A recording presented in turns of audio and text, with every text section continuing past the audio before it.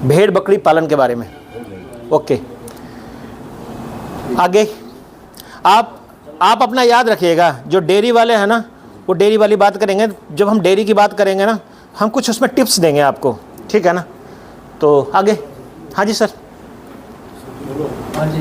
बैठ के ही बोलिए, बैठ के बोलिए।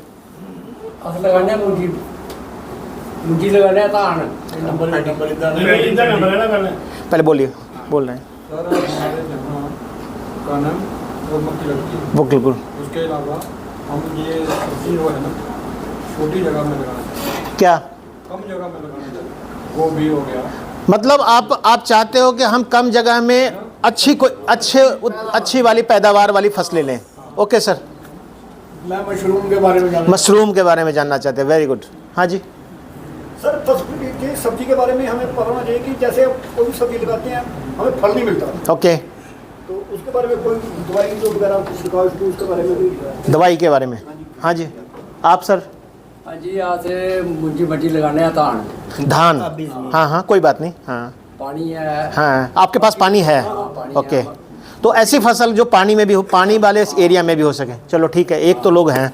हाँ जी सर। तो यही चाहते हैं कि हम क्या चीज़ लगाएं।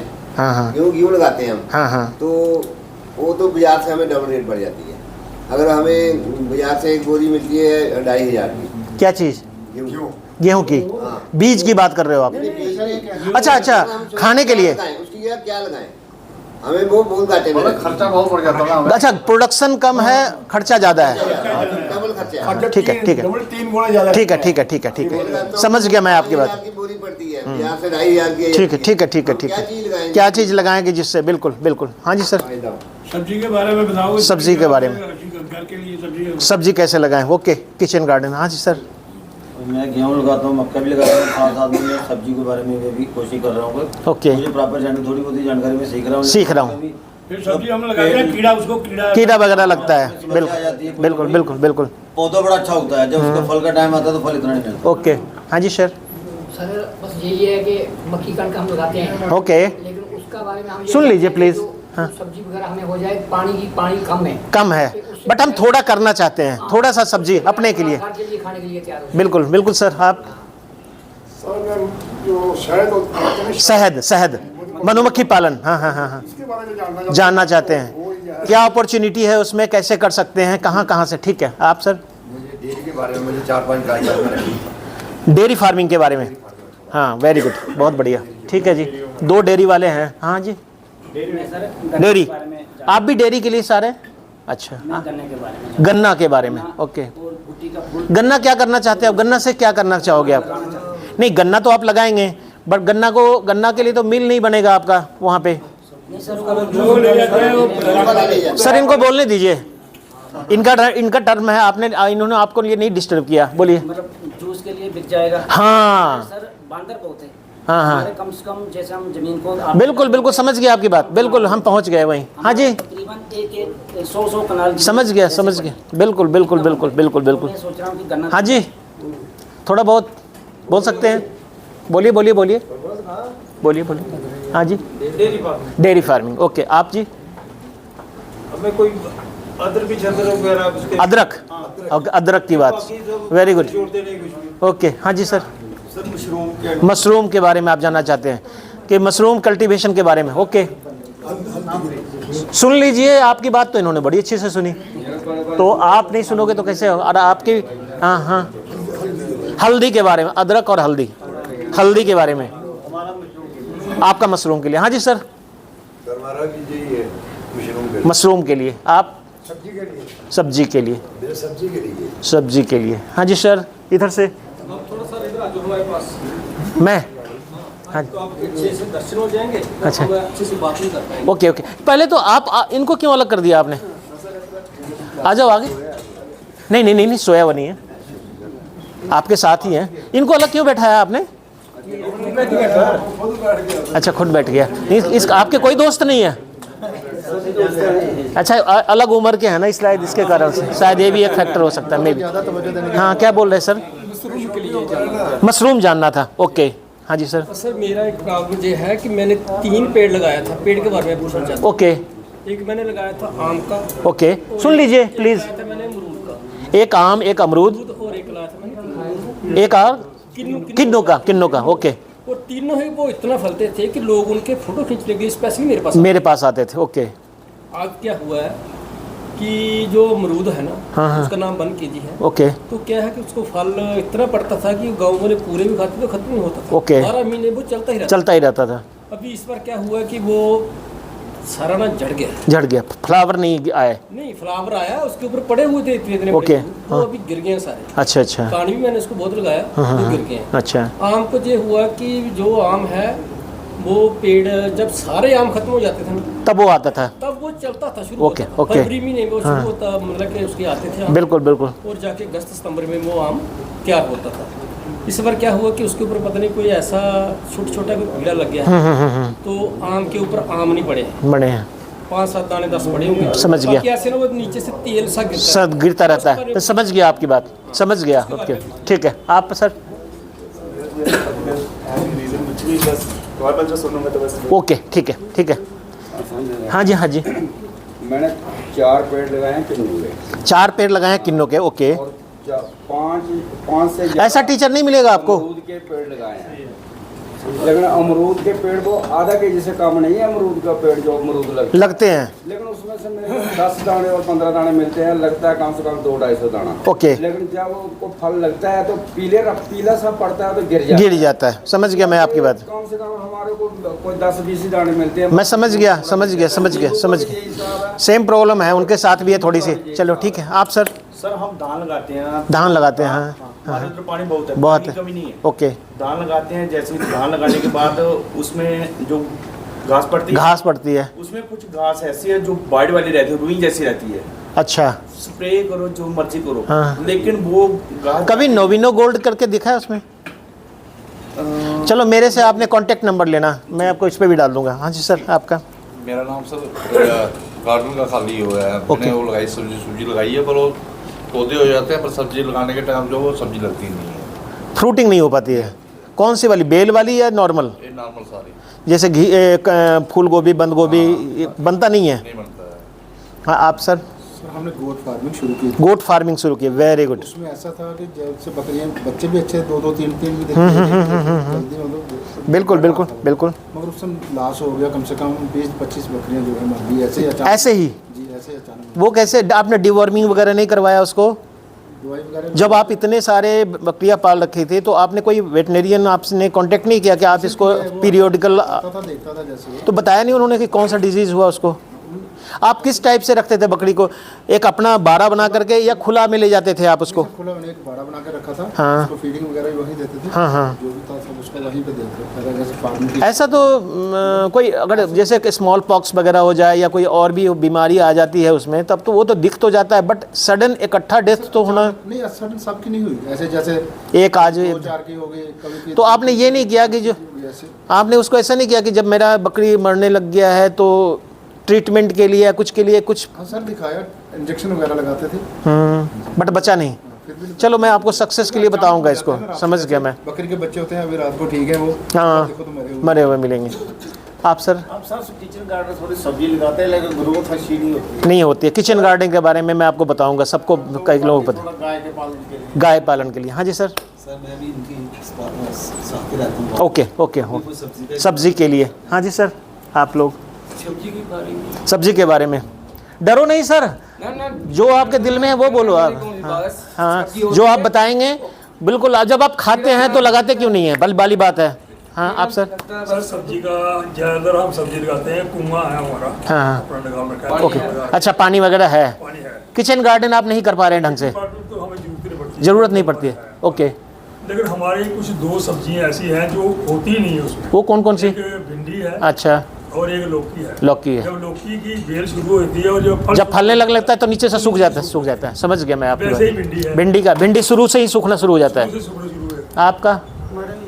आपका भी यही? आप सर? पानी में उसके बाद। अच्छा हाइड्रोपोनिक्स। अच्छा आप? सर मेरे पास तो लिस्ट बनी है, ज़मीन कम है। ओके। एफिशिएंसी चाहिए ज़्यादा। ओके। कंट्रोल जैसे पॉली हाउस में। हाँ समझ गया।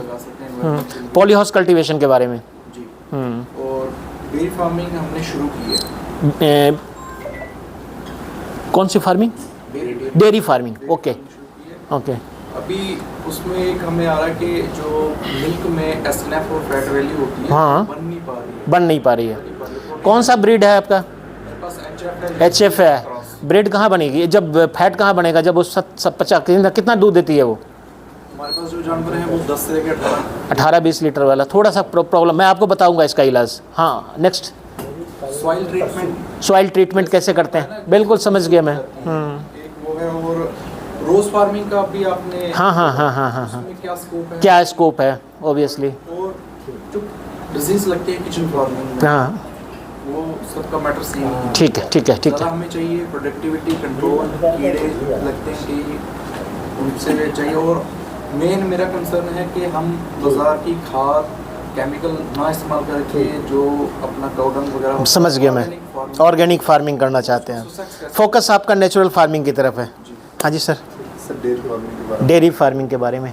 और आप दोनों तो खैर चलो इसमें तो हम हाँ आता है बैम्बू का, इससे इसको हम लाइव फेंसिंग भी कहते हैं। हाँ हम खेत के नज़दीक उसको भी फेंस कर सकते हैं। उसके बारे में कुछ आपके पास नई जानकारी? ओके चलिए। हाँ सर एक पॉइंट मुझे याद आया। हाँ कि किसी के पास लैंड नहीं है, छोटा सा मकान है, बिल्कुल, रूफ टॉप फार्मिंग कैसे करेगा? Very good. सबसे पहले हम देखिए हमारे पास क्या क्या टॉपिक हैं। एक तो किचन गार्डन है, दूसरा हमारे पास मशरूम का भी है, तीसरा हमारे पास एक जिंजर और टर्मेरिक का, हल्दी और अदरक के बारे में भी लोग पूछना चाह रहे थे। कुछ लोग हैं जो मोस्टली वेजिटेबल फार्मिंग के बारे में भी कुछ चाहते हैं। डेयरी फार्मिंग है और गोट्री भी है इसमें। और मोस्टली जो हैं आप लोग फ्रूट प्लांट्स पे भी हैं। कुछ लोग, एक दो लोग हैं जो थोड़ा सा जो एक्चुअली जो आपका एरिया है वहाँ पे मैंगो, गुआवा और सिट्रस ये तीनों होता है, तो उसके बारे में थोड़ा सा प्रॉब्लम है। तो मैं कहाँ से शुरू करूँ? मैं सबसे पहले डेयरी से शुरू करता हूँ, है ना। डेयरी की थोड़ी थोड़ी टिप्स बताता हूँ, क्या करना है नहीं करना है वो that's upon you. Dairy farming अगर आप, मैं ज़्यादा टाइम नहीं लूँगा क्योंकि आपको 1:15 बजे तक छोड़ दूँगा और 15-10 मिनट में 5-7 मिनट लगाऊंगा जब आप लोग को यूट्यूब चैनल, आपके सबके पास मोबाइल है तो हम यूट्यूब चैनल सब्सक्राइब करके ही यहाँ से निकलेंगे लंच के लिए जब आप लोग जाएंगे। तो हम एक एक टॉपिक को कवर कर लेते हैं। सबसे पहले डेयरी फार्मिंग का हम लेते हैं। देखिए एग्रीकल्चर क्या है? एग्रीकल्चर, अगर आप एग्रीकल्चर बोलते हो तो एग्रीकल्चर में सब कुछ है। हॉर्टिकल्चर भी है, डेयरी फार्मिंग भी है, गोट्री भी है, पिगरी भी है जिसको हम सूअर पालन कहते हैं, उसमें फ्लोरिकल्चर भी है, वेजिटेबल फार्मिंग भी है, सब कुछ है। इवन प्रोसेसिंग भी है, जब हम उसको प्रोसेस करते हैं, जैसे हल्दी से हम ड्राई पाउडर बनाते हैं या कुछ भी बनाते हैं, जो भी है सब कुछ है। तो एग्रीकल्चर तो बहुत बड़ा सब्जेक्ट है। अब हम पॉइंट पे आते हैं कि हम डेयरी फार्मिंग कितना हमारे लिए फ़ायदेमंद है और डेयरी फार्मिंग को सस्टेन करने के लिए हमें क्या करना चाहिए। डेयरी फार्मिंग में सबसे पहले से एक चीज़ है, लोगों को लगता है कि डेयरी फार्मिंग, एक अकेला डेयरी फार्मिंग ही ऐसा मतलब वेंचर है कह सकते हो आप, ऐसा व्यवसाय है किसानों के लिए जो आज पैसा लगाएंगे तो कल से उसका रिटर्न मिलना शुरू हो जाएगा। विदिन 24 आवर के बाद आपको डायरेक्ट रिटर्न मिलना शुरू हो जाएगा, है ना। आपने गाय खरीदा तो कोई भी गाय ऐसा नहीं खरीदता है, या तो सूने वाली होगी या बिल्कुल सू चुकी होगी आजकल 10-12 दिन के अंदर, तो आदमी उसी को खरीद के लाता है। और जब आप खरीद के लाओगे तो डेफिनेटली है कि अगले दिन दूध निकालना ही पड़ेगा आपको। अब दूध निकालेंगे तो आइदर आप कंज्यूम करोगे या मार्केट में बेचोगे आप, तो डेफिनेटली है कि उसका डायरेक्ट प्रोडक्शन आपका शुरू होता है। ओनली एग्रीकल्चर में सिर्फ डेयरी फार्मिंग एक ऐसा वेंचर है जिसमें आप डायरेक्ट जिस दिन लगाओ पैसा उसके अगले दिन से आपको रिटर्न आना पड़ेगा। लेकिन डेयरी फार्मिंग हम मानते हैं सारे लोग जितने भी फार्मर हैं कि पहले डेयरी आई, पता आपको, फिर एग्रीकल्चर आया। पहले जितने भी जो हमारा एक सभ्यता की विकास की बात करते हैं तो सबसे पहले पशुपालन आया, उसके बाद खेती आई। जो पशुपालन था जो उसको हम करते थे तो उससे जो गोबर मिलता था, उस समय गोबर की हमारे पास खाद नाम की चीज़ नहीं थी, तब नहीं पता था urea 12-32-16, DAP diammonium phosphate, muriate of potash, SSP single super phosphate, calcium ammonium nitrate, zinc, copper, boron, ये कहाँ पता था, किसी को नहीं पता था। तो क्या होता था, हम जानते थे कि गोबर पशु करेगी, उसको हम गड्ढे में डालते थे। तब हमारे पास वर्मी कल्चर भी नहीं था, वर्मी कंपोस्टिंग भी नहीं था। हम गड्ढे में डालेंगे, 6 महीने में सड़ जाएगा, फिर उसको हम निकालते थे, एक क्रॉप में डाल देते थे। फिर दूसरी क्रॉप जब लग जाती थी तो उसके उतने दिन में फिर गोबर को डालते रहते थे। फिर उसके बाद तब पशुपालन से, तब गाय हम छोड़ते नहीं थे, तब गाय हम घर में पालते थे। और गाय के बच्चे चाहे वो मेल हो या फीमेल हो, हम उनको घर में रखते थे। किस लिए? कि उसका गोबर हमारे को यूटिलाइज होगा। तब था एग्रीकल्चर सक्सेसफुल। आज का एग्रीकल्चर क्या हो गया है? आज का एग्रीकल्चर क्या हो गया है? विदाउट फार्मिंग, विदाउट डेयरी कह लो और एनिमल प्रोडक्शन जो भी कह लो आप, बिना पशुपालन के एग्रीकल्चर हो गया है। कितने लोग हैं इसमें? और अपने बुजुर्गों से आप पूछना, हम अपने घरों में भी देखे हैं, 4-4, 5-5 बैल बांधते थे हम। गाय की बात तो छोड़ ही दो आप, हल चलाने के लिए 5-5, जबकि हमारे पास चाहे 15 कनाल, 50 कनाल, 100 कनाल ज़मीन हो तो जुताई तो उसी से होती थी। उसको रखते थे, सुंदर होता था। फिर उसका एक मेला लगता था, फिर वहाँ खरीद बिक्री होती थी बैलों की। तब बैल का यूटिलाइज कहाँ कहाँ होता था? एक तो इसमें होता था हमारे को हल चलाने में, और उसके बाद घर में हर किसी के पास एक एक, चाहे गांव में 2-4-5 किसान ऐसे होते थे जिनके पास बैलगाड़ी भी होता था, जो खेत तक सामान ले जाना, खेत से सामान ले आना, इस टाइप की चीज़ होती। तो एग्रीकल्चर वो था, वो सिस्टम था, और तब एग्रीकल्चर सक्सेसफुल था, तब किसी को कोई प्रॉब्लम नहीं थी। आज सबको प्रॉब्लम हो गई। जो डेयरी पाल रहा है उसको भी लग रहा है कि जब तक ये प्रोडक्टिव है, जब तक ये दूध दे रही है, तब तक तो हम इसको पालेंगे। जैसे ही इसने दूध बंद किया तो कान खड़े हो जाते हैं। घर के 10 सदस्य हैं, 5 लोग यही बोलने लगते हैं, देती तो है नहीं दूध, इन्हें पाल रखा, इन्हें भूसा खिलाया जा रहा, इन्हें तूड़ी खिलाया जा रहा, देती तो। अब वहाँ से क्या होता है, आदमी कहता है इसको मार तो हम सकते नहीं, तो क्या करता है, चुपके से रात को जाकर के दूर जाके छोड़ आता है। फिर वो बन गया बेचारा आवारा पशु, जिसका कोई देखभाल करने वाला नहीं है। तो ऐसे सिस्टम हमारे एग्रीकल्चर में आ गया है। इसीलिए सरकार धीरे धीरे, मैं सरकार और बिजनेस उसकी बात आपने नहीं लेना। सरकार आजकल धीरे धीरे क्या कर रही है, आपने देखा होगा, आपको चाहिए यूरिया, मिलता ही नहीं है, आपको चाहिए DAP, मिलता नहीं है। ये भी एक स्ट्रेटजी है सरकार की कि धीरे धीरे लोग खेती नेचुरल तरीके से करने लगें। बेहिसाब यूरिया डाल डाल के खेत लोगों ने खराब कर दिया। तो डेयरी फार्मिंग की जो हम बात कर रहे हैं, डेयरी फार्मिंग, एक गाय अगर आप पाल रहे हो और एक ही गाय जितना पालने में आपको एक गाय में मेहनत लगती है, उतनी ही मेहनत आपको 5 गाय में भी लगेगी। तो डेयरी फार्मिंग को आप सस्टेन अगर करना चाहते हैं, आप उसको चाहते हैं कि डेयरी फार्मिंग, मैं जो बिजनेस में आया हूं डेयरी फार्मिंग में, इसको चला करके रखूं, तो इसमें कुछ चीज़ें आपको ध्यान, डेयरी में क्या है, एक बीमारी है और दूसरा है उसका पोषण। पोषण में क्या है, या तो सूखा चारा खिलाओगे आप, और या फिर हरा चारा। आपको पशुपालन शुरुआत करने से पहले आपको हरा चारा का इंतजाम करना जरूरी है। कहाँ से हम इसको मैनेज करें, क्योंकि ये डायरेक्ट कंसर्न है। जितना आप खिलाओगे उतना ही आपको दूध निकालेगा, उतना ही फैट बनेगा। अब जैसे HF वाली बात है, जो बहुत क्वांटिटी में दूध देती है, जो ब्रीड, विदेशी ब्रीड की गाय हैं, वो दूध की क्वांटिटी तो उनकी ज़्यादा है, उनका फीडिंग भी ज़्यादा है, उनका बॉडी वेट भी ज़्यादा है, देखा होगा, बड़ी बड़ी होती है ना, और उसका फीड भी ज़्यादा है, बट उसमें फैट कंटेंट नहीं है। फैट जितना होना चाहिए, जितना आपको लगता है 5%, 7%, 4%, जो भी आप, जब भी आप जाते हो किसी से कलेक्शन सेंटर पे आप जमा करने के लिए दूध को या देने के लिए, तो फैट परसेंटेज ही देखता है। अब फैट परसेंटेज कहाँ से बढ़ेगा, तो आप क्या करते हो, फीड खिलाते हो, आप बोरियों वाली खिलाते हैं ना।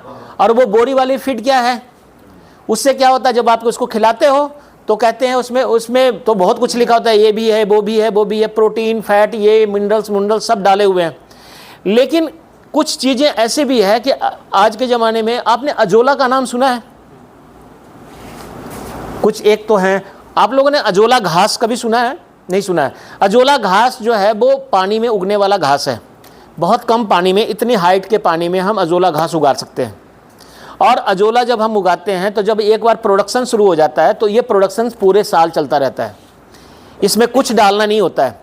एक गाय को एक दिन में 1.5 किलोग्राम हम अजोला खिलाते हैं, 250, चाहे HF हो चाहे वो देसी ब्रीड हो।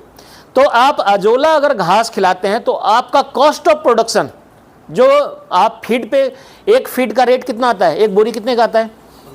1500 से लेकर 2000 के बीच में का रेट है क्वालिटी के अनुसार। अब 1 महीने में अगर आप 2 बोरी एक गाय को खिला देते हो, 5, देखिए 5 खिलाने, तो 5 को अगर आप 5 खिलाते हो तो 15 × 75 कितना हो गया? 7,500 रुपया। 7,500 रुपया अगर आप मतलब पशु को, एक गाय को खिला रहे हो, और आप सिर्फ 1,000, 1,500 रुपया, 2,000 रख लो आप, 2-2,500 हम जो लगवाते हैं, 2,500 रुपया में अजोला का स्ट्रक्चर बन के तैयार हो जाता है। और पूरे साल 10 साल तक अगर आप उसको मेंटेन करो तो 10 साल तक उसका कुछ ना उसमें खाद डालना, ना कोई स्प्रे करना, ना कुछ करना, उसको आप सीधा निकाले और खिलाना शुरू कर दिया। उसको मिक्स करके खिलाना, वो रिप्लेसमेंट नहीं है कि आप बिल्कुल ही फीड बंद कर दो, लेकिन 50% आपका फीड खत्म हो जाएगा और आप उसमें 35% प्रोटीन है सूखे में, और जो हरा है वो उसमें 15 से 18% प्रोटीन है, उसमें फैट भी है। तो अजोला घास अगर डेयरी फार्मिंग आप करते हो तो अजोला घास साथ में ज़रूर कल्टीवेट करो आप। एक गाय के ऊपर अगर आपकी गाय 10 लीटर से ज़्यादा दूध देती है तो कम से कम 2 अजोला का बेड ज़रूर होना चाहिए।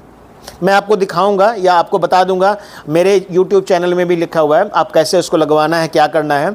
बट आपको एक गाय के ऊपर 2, और आप सोच लीजिए कि ये एक ऐसा स्ट्रक्चर होता है कि कोई इसमें सीमेंट कंक्रीट वगैरह की ज़रूरत नहीं होती, इसको हम सिंपल लगा देते हैं और इसमें अजोला घास डाल दिया जाता है। 15 दिन के बाद इसका प्रोडक्शन शुरू हो जाता है। 15 दिन के बाद हम निकालना शुरू करते हैं। जितना आप आज निकालेंगे उतना कल भर जाएगा। इसकी लाइफ ये 24 आवर में आप बोल रहे रिकवर हो जाता है एकदम। मैं ये 2 साल पहले ही करने वाला था, लेकिन किसी ने बताया कि 3-4 महीने में जाके दोबारा। आप मेरे से मिलो ना, मेरा फ़ोन नंबर लेके जाना, और अभी मैं फार्मर से थोड़ी देर पहले बात भी करवा देता। अगर चलो थोड़ी देर मांगना, HF मैं पाला हुआ है, यहीं से 15 किलोमीटर दूर है, और 15-20 किलोमीटर, और उसका 67 लीटर दूध है। 2 गाय है रखी हुई और 2 उसके बच्चे भी हैं, और उसने 5 अजोला बेड लगवाया है।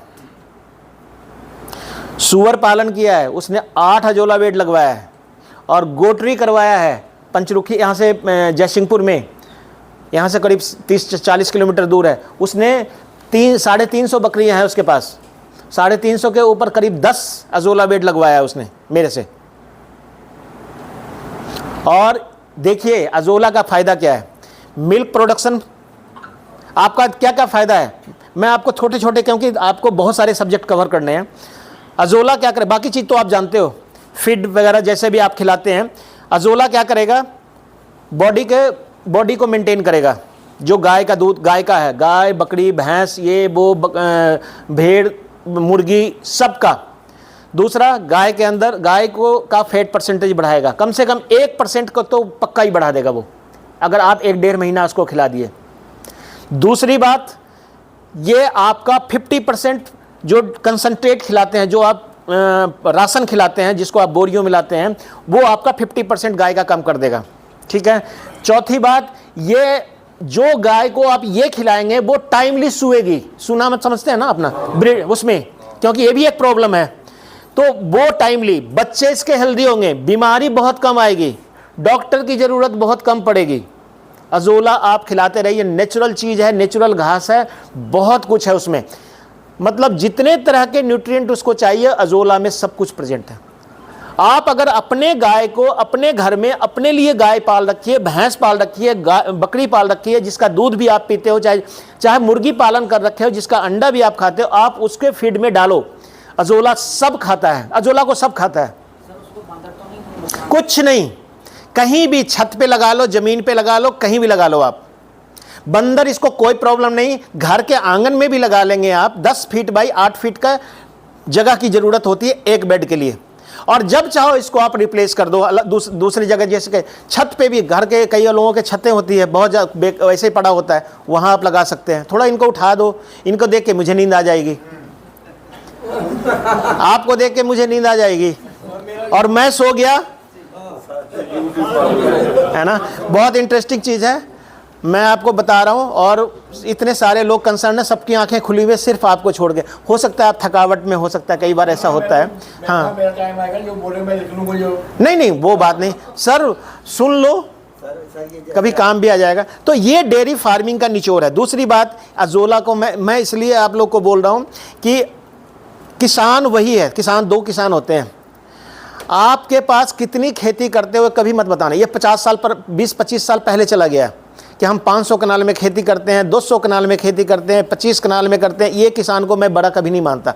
आज के ज़माने में जो हम जो शिक्षा दे रहे हैं लोगों को, बड़ा किसान है कि 10 कनाल से 10 लाख रुपया कमा के दिखाए वो। ये आपके दिमाग में होना चाहिए। और कभी भी एक काम नहीं, एग्रीकल्चर कभी सिंगल वेंचर, अगर एक व्यवसाय से एग्रीकल्चर में करेंगे तो कभी आप सफल नहीं होंगे।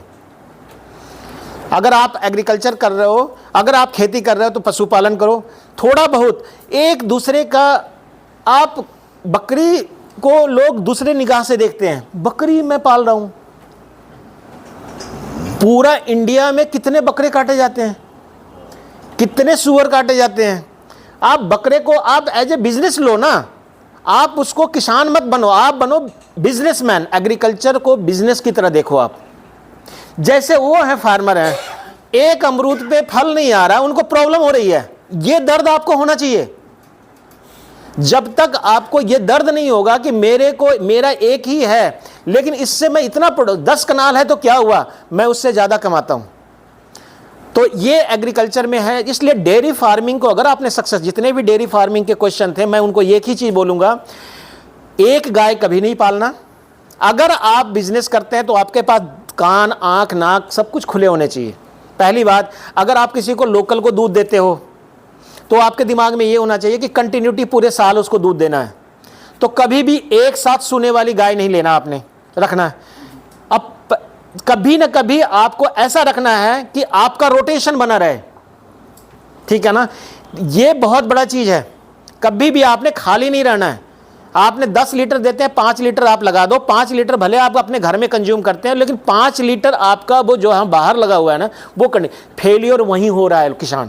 किसान का सारा गाय इकट्ठा ही सूता है, इकट्ठा ही इतना दूध हो जाता है कि बाद में लोग बोलते हैं मेरे को तो ज़रूरत है नहीं।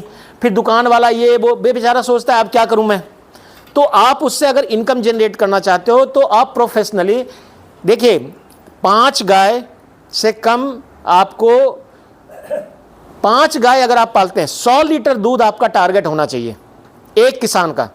अगर आप सक्सेसफुल डेयरी फार्मर बनना चाहते हैं तो आपने गाय को नंबर काउंट नहीं करना है, भैंस का नंबर काउंट नहीं करना है, आपने मिल्क का नंबर काउंट करना है कि मेरे को 70 से 100 लीटर दूध प्रतिदिन मैंने बेचना है। ये आपका टारगेट होना चाहिए, तब आप डेयरी फार्मिंग में सक्सेस होगे। कितने गाय पाल रहे हैं कोई बताने की ज़रूरत नहीं। हो सकता है एक ही गाय, 2 ही गाय से आप 70 लीटर दूध कर देते हो। तो आपके दिमाग में ये होना चाहिए। दूसरी बात, आपके दिमाग में ये होना चाहिए कि मेरी चीज़ क्वालिटी में क्या है। अब दूध की क्वालिटी क्या होती है ना, दूध की क्वालिटी 2 ही होती है, या तो पानी मिलाया और या फैट परसेंटेज। तो आपने दिमाग में फैट परसेंटेज को हर समय रखना है। ये चीज़ को मैंने बढ़ाना है नेचुरल तरीके से कि लोगों को प्रॉब्लम भी ना हो और लोग मेरे पे विश्वास करें। आप देखिए, जो देसी गाय है ना, जैसे थारपारकर है या साहिवाल है या कुछ भी जो भी है, तो उनमें फैट परसेंटेज बहुत ज़्यादा होती है, बट उसमें एक थोड़ा टेस्ट अलग होता है। तो कई लोग उस टेस्ट के कारण नहीं पसंद करते हैं, जबकि हमारी देसी ब्रीड है, वो अच्छी दूध देने वाली गाय है, देखने में सुंदर होती है, सब कुछ है, बट हम उसको नहीं कर पाते हैं। जो हमें पैकेट वाला दूध, वाइट दूध खाने का टेस्ट पता लग गया है, हम उसके अलावा, वाइट के अलावा अगर थोड़ा सा क्रीमी दूध हो ना, तो हमको लगता है कि इसमें कुछ ना कुछ मिलावट है। बाकी दुनिया में तो हो ही रहा है, आपको पता ही है। तो ये चीज़ आपने, दूसरा, डेयरी फार्मिंग वाले कभी भी ये नहीं सोचे कि मैंने शुद्ध दूध बेचना है, शुद्ध नहीं, रॉ दूध बेचना है। डेयरी फार्मिंग वाले ये सोचे कि मैं दूध कभी नहीं बेचूंगा। ध्यान आपने रखना है। आप मान लिया आपने डेयरी फार्मिंग शुरू किया, तो आप सोच रहे हो कि मैंने को अब तो कल से मेरे को दूध निकलना शुरू होगा, 50 लीटर लगा दिया, ठीक है, जा रहा है, आ रहा है, सब कुछ है, बट आपका फोकस होना चाहिए कि मैंने उसकी प्रोसेसिंग करनी है। जिस दिन आपके दिमाग में प्रोसेसिंग आ जाएगा, आप घी बनाना शुरू कर दो, दही बनाना, पनीर बनाना, ये वो जो भी आप उसका प्रोडक्शन आप शुरू कर दो, छोटा सा व्यवसाय, आप देखना उसके बाद डेयरी फार्मिंग का आपका। मैं यहाँ पे एक रिटायर्ड फौजी है, 200 लीटर दूध देता था होटल को, आज वो 1 ग्राम दूध नहीं देता है, और 30 से 40 किलो पनीर डेली का उसका प्रोडक्शन है। शुद्ध पनीर है, मार्केट में 350 रुपये 300 रुपये पनीर है, वो 500 रुपये पनीर बेचता है और दुनिया भर का बिकता है उसका। आप अपने आप को बनाना पड़ेगा। और सोच लो कि 5 किलो 4 किलो दूध से 1 किलो पनीर बनता है, ऐसे ही कुछ होता है शायद, है ना? ऐसे ही है, 4 किलो से 1 किलो, 4-5 रख लो आप, 1 किलो दूध 200 ग्राम पनीर, तो 5 किलो रख लो आप। 5 किलो दूध का दाम 250 रुपया। आपने क्या किया भाई, सुबह उठाई, गाय को चारा खिलाया, ये सब कुछ तो किया आपने, सारा काम, दूध भी निकाला आपने, और फिर दिन भर आपने उसको बेच 5 लीटर बेच दिया, तो 5 लीटर को आपका 250 रुपया आ गया। लेकिन वही 5 लीटर से आपने अगर पनीर बनाया तो आपको कितने का बिका? 500 रुपये का। आप देख लो 250 रुपये आपको बैठे बैठाए मिल गया। उस 250 रुपये के आप लिए आपको अगला दिन इंतजार करना था। You have to go for processing. तो ये तो डेयरी फार्मिंग का है, क्योंकि छोटे छोटे हम कर्टेल करेंगे ताकि सबकी बातें हो जाए। कोई प्रश्न है डेयरी फार्मिंग वाले? बोलो सर, खुल के बोलो। मैं बड़ा डिफरेंट टाइप का साइंटिस्ट हूँ। हम आपसे ही सब कुछ लेंगे और आप ही को सब कुछ दे देंगे, ताकि आप यहाँ से हंसते हुए जाओ। कम से कम इतना पता हो कि मेरे सारे प्रश्न का जवाब मिल गया। जो बोल रहे हैं आप उसके लिए, अजोला गिलास के लिए हम आपको ऐसा करेंगे, हम आपको अभी YouTube चैनल सब्सक्राइब जब करेंगे, उसमें अजोला पे मेरे 36 वीडियो हैं, सब कुछ समझ में आ जाएगा। बाकी मैं अपना नंबर दे दूंगा, आप एनी टाइम ये कहना 5-5, 7-7 मिनट में, हाँ, सब कुछ मैं बता दूंगा आपको। इसका बीज क्या होता है? जब हम एक टब होता है, समझ लीजिए एक टब होता है, सिंपल हम बता देते हैं। एक छोटा प्लास्टिक का टब होता है, और प्लास्टिक उसको हम ज़मीन पे लगा देते हैं, और उसमें इतना पानी रखते हैं, बस 7 से 8 इंच उतना ही पानी मेंटेन रखते हैं, और उसको लगा दी। उसमें कुछ नहीं करना है, पानी डाल देना है, और उसमें अजोला घास का थोड़ा सा बीज डाल देना। बीज तो अजोला ही डालना होता है। उसके बाद वो 15 दिन में पूरा पानी बेड आपका कवर कर लेगा, ठीक है ना? बढ़ता नहीं है, खाली मल्टीप्लाई होता है। नहीं, कुछ नहीं बनता, कुछ नहीं। वो जितना बड़ा घास हम देंगे उतना ही बड़ा रहेगा वो, बट वो पूरे पानी को कवर कर लेगा। 1 से 2, 2 से 10, 10 से 12, 100 ऐसे कर करके 15 दिन के अंदर आपका पूरा कवर कर लेगा। अब उसमें आप 1.5 किलो 1 किलो आप निकालेंगे, मान लिया आज, तो अगले दिन देखेंगे कि पूरा फिर भर गया। तो आपको डेली निकालना है। सिर्फ पानी में डालना है, मिट्टी वगैरह कुछ नहीं डालना। हल्का सा मिट्टी डाल दीजिए, इतना सा गोबर डाल दीजिए। 15 दिन में इतना गोबर, इतना मिट्टी घोला डाल दिया। जब आपको उसको खिलाने लगो तो छन्नी जो होती है ना, चाय वाली छन्नी या आटा छानने वाली छन्नी, घर में 10-20 रुपये का बिकता है, प्लास्टिक वाला रख दिया, उसको ऐसे करके निकाला, वो छन के निकल गया। उसको लाया, पानी में जरा सा ऐसे हिला दिया, और उसके बाद पशु को हरे चारे में मिला के आपने खिला दिया। कुछ नहीं है इसमें, कोई टेक्नोलॉजी नहीं, कोई दवाई नहीं, कोई पेस्टिसाइड नहीं, कोई बीमारी नहीं, कोई कुछ नहीं होगा इसमें। जो जैसे तालाब होते हैं उसके ऊपर होता है, वो दूसरा है, वो जलकुंभी है। वो जो हम अजोला बोल रहे हैं वो उसकी कल्टीवेशन ही हो सकती है, ठीक है? आपने देखा होगा कुछ लोग हैं यहाँ धान के खेती बोल रहे थे, आपके धान के खेत में कभी कभी देखा होगा हरा पानी हो जाता है जब पानी खड़ा रहता है, but actually that is also azolla. But वो अजोला और इस अजोला में थोड़ा सा अंतर है। वो अजोला जो होता है उसमें आपने देखा थोड़ा सा बदबू भी आती है हल्की सी, बट इसमें नहीं आती है, इसमें नहीं आएगी। वो ज़्यादा हरा होता है, ये थोड़ा कम हरा होता है। उसमें नाइट्रोजन फिक्सिंग बैक्टीरिया होता है, इसमें नाइट्रोजन फिक्सिंग बैक्टीरिया होता जरूर है, क्योंकि वो अपना न्यूट्रिएंट खुद ही लेता है, और इतना अच्छा से ग्रोथ करता है कि इसमें कुछ भी चीज़ फेंकने लायक नहीं होता। इसमें सीधा निकाला, पानी में ऐसे धोड़ा और सीधा पशु को खिला दिया, और पशु आराम से खाएगा। सारे पशु, मैंने बोला ना, बत्तख, मुर्गी, आपका बकरी, भेड़, आपका गाय, आपका भैंस, सब कोई, इवन सुअर, सब कुछ खाएगा ये। सर जो बेड बनाना है उसमें नीचे तरपाल आपने कुछ नहीं बनाना है, बेड बना बनाया आता है, बेड को बिछा देना है। वो थोड़ा सा ऐसा बना होता है, उसको 4 बांस के छोटे छोटे टुकड़े लगा के उसको खड़ा कर देना है। उसके ऊपर शेड नेट डाल देते हैं, जो हरा रंग का शेड नेट होता है ना, उसको डाल देते हैं ताकि इसकी डायरेक्ट सनलाइट ना पड़े। डायरेक्ट सनलाइट पड़ेगी तो इसमें थोड़ा सा 40-45 डिग्री से ऊपर टेम्परेचर जाएगा, 40 डिग्री से ऊपर, जैसे जम्मू में चला जाता है, तो थोड़ा सा इसमें पिलापन आने लगता है। तो शेड नेट जब हम डाल देते हैं तो इसके ऊपर पिलापन नहीं आता, वो ग्रीन ही ग्रीन रहेगा। ये बस इतना अंतर है, देखने में खूबसूरत लगता है, कुछ नहीं। बस 1 मग पानी 15 दिन में 1-2 मग डाल दीजिए आप, ताकि उसका लेवल मेंटेन रहे। जरूरी नहीं है इतना भी पानी हो जाएगा तब चल जाएगा वो, बट इतना पानी आपने मेंटेन रखना है। 1 बाल्टी, बारिश बहुत ज़्यादा हो गया तो 2 बाल्टी पानी निकाल दिया। ये भी नहीं है कुछ भी, ऐसा भी नहीं है कि कोई इसमें टेक्नोलॉजी है। आई समझ में? Dairy farming complete. अब कुछ लोग बोल रहे थे इसमें गन्ना वाले कितने लोग थे? 2-3 लोग थे। गन्ना उत्पादन, देखिए गन्ना की जब आप खेती की बात करते हो ना, गन्ना प्रोडक्शन, मैं समझता हूँ कि गन्ना बंदरों के लिए शायद सबसे हम अगर बंदर की बंदर को आ जाओ आ जाओ आ जाओ। अच्छा अच्छा, बंद है क्या? ये क्या बदबू आ रही है?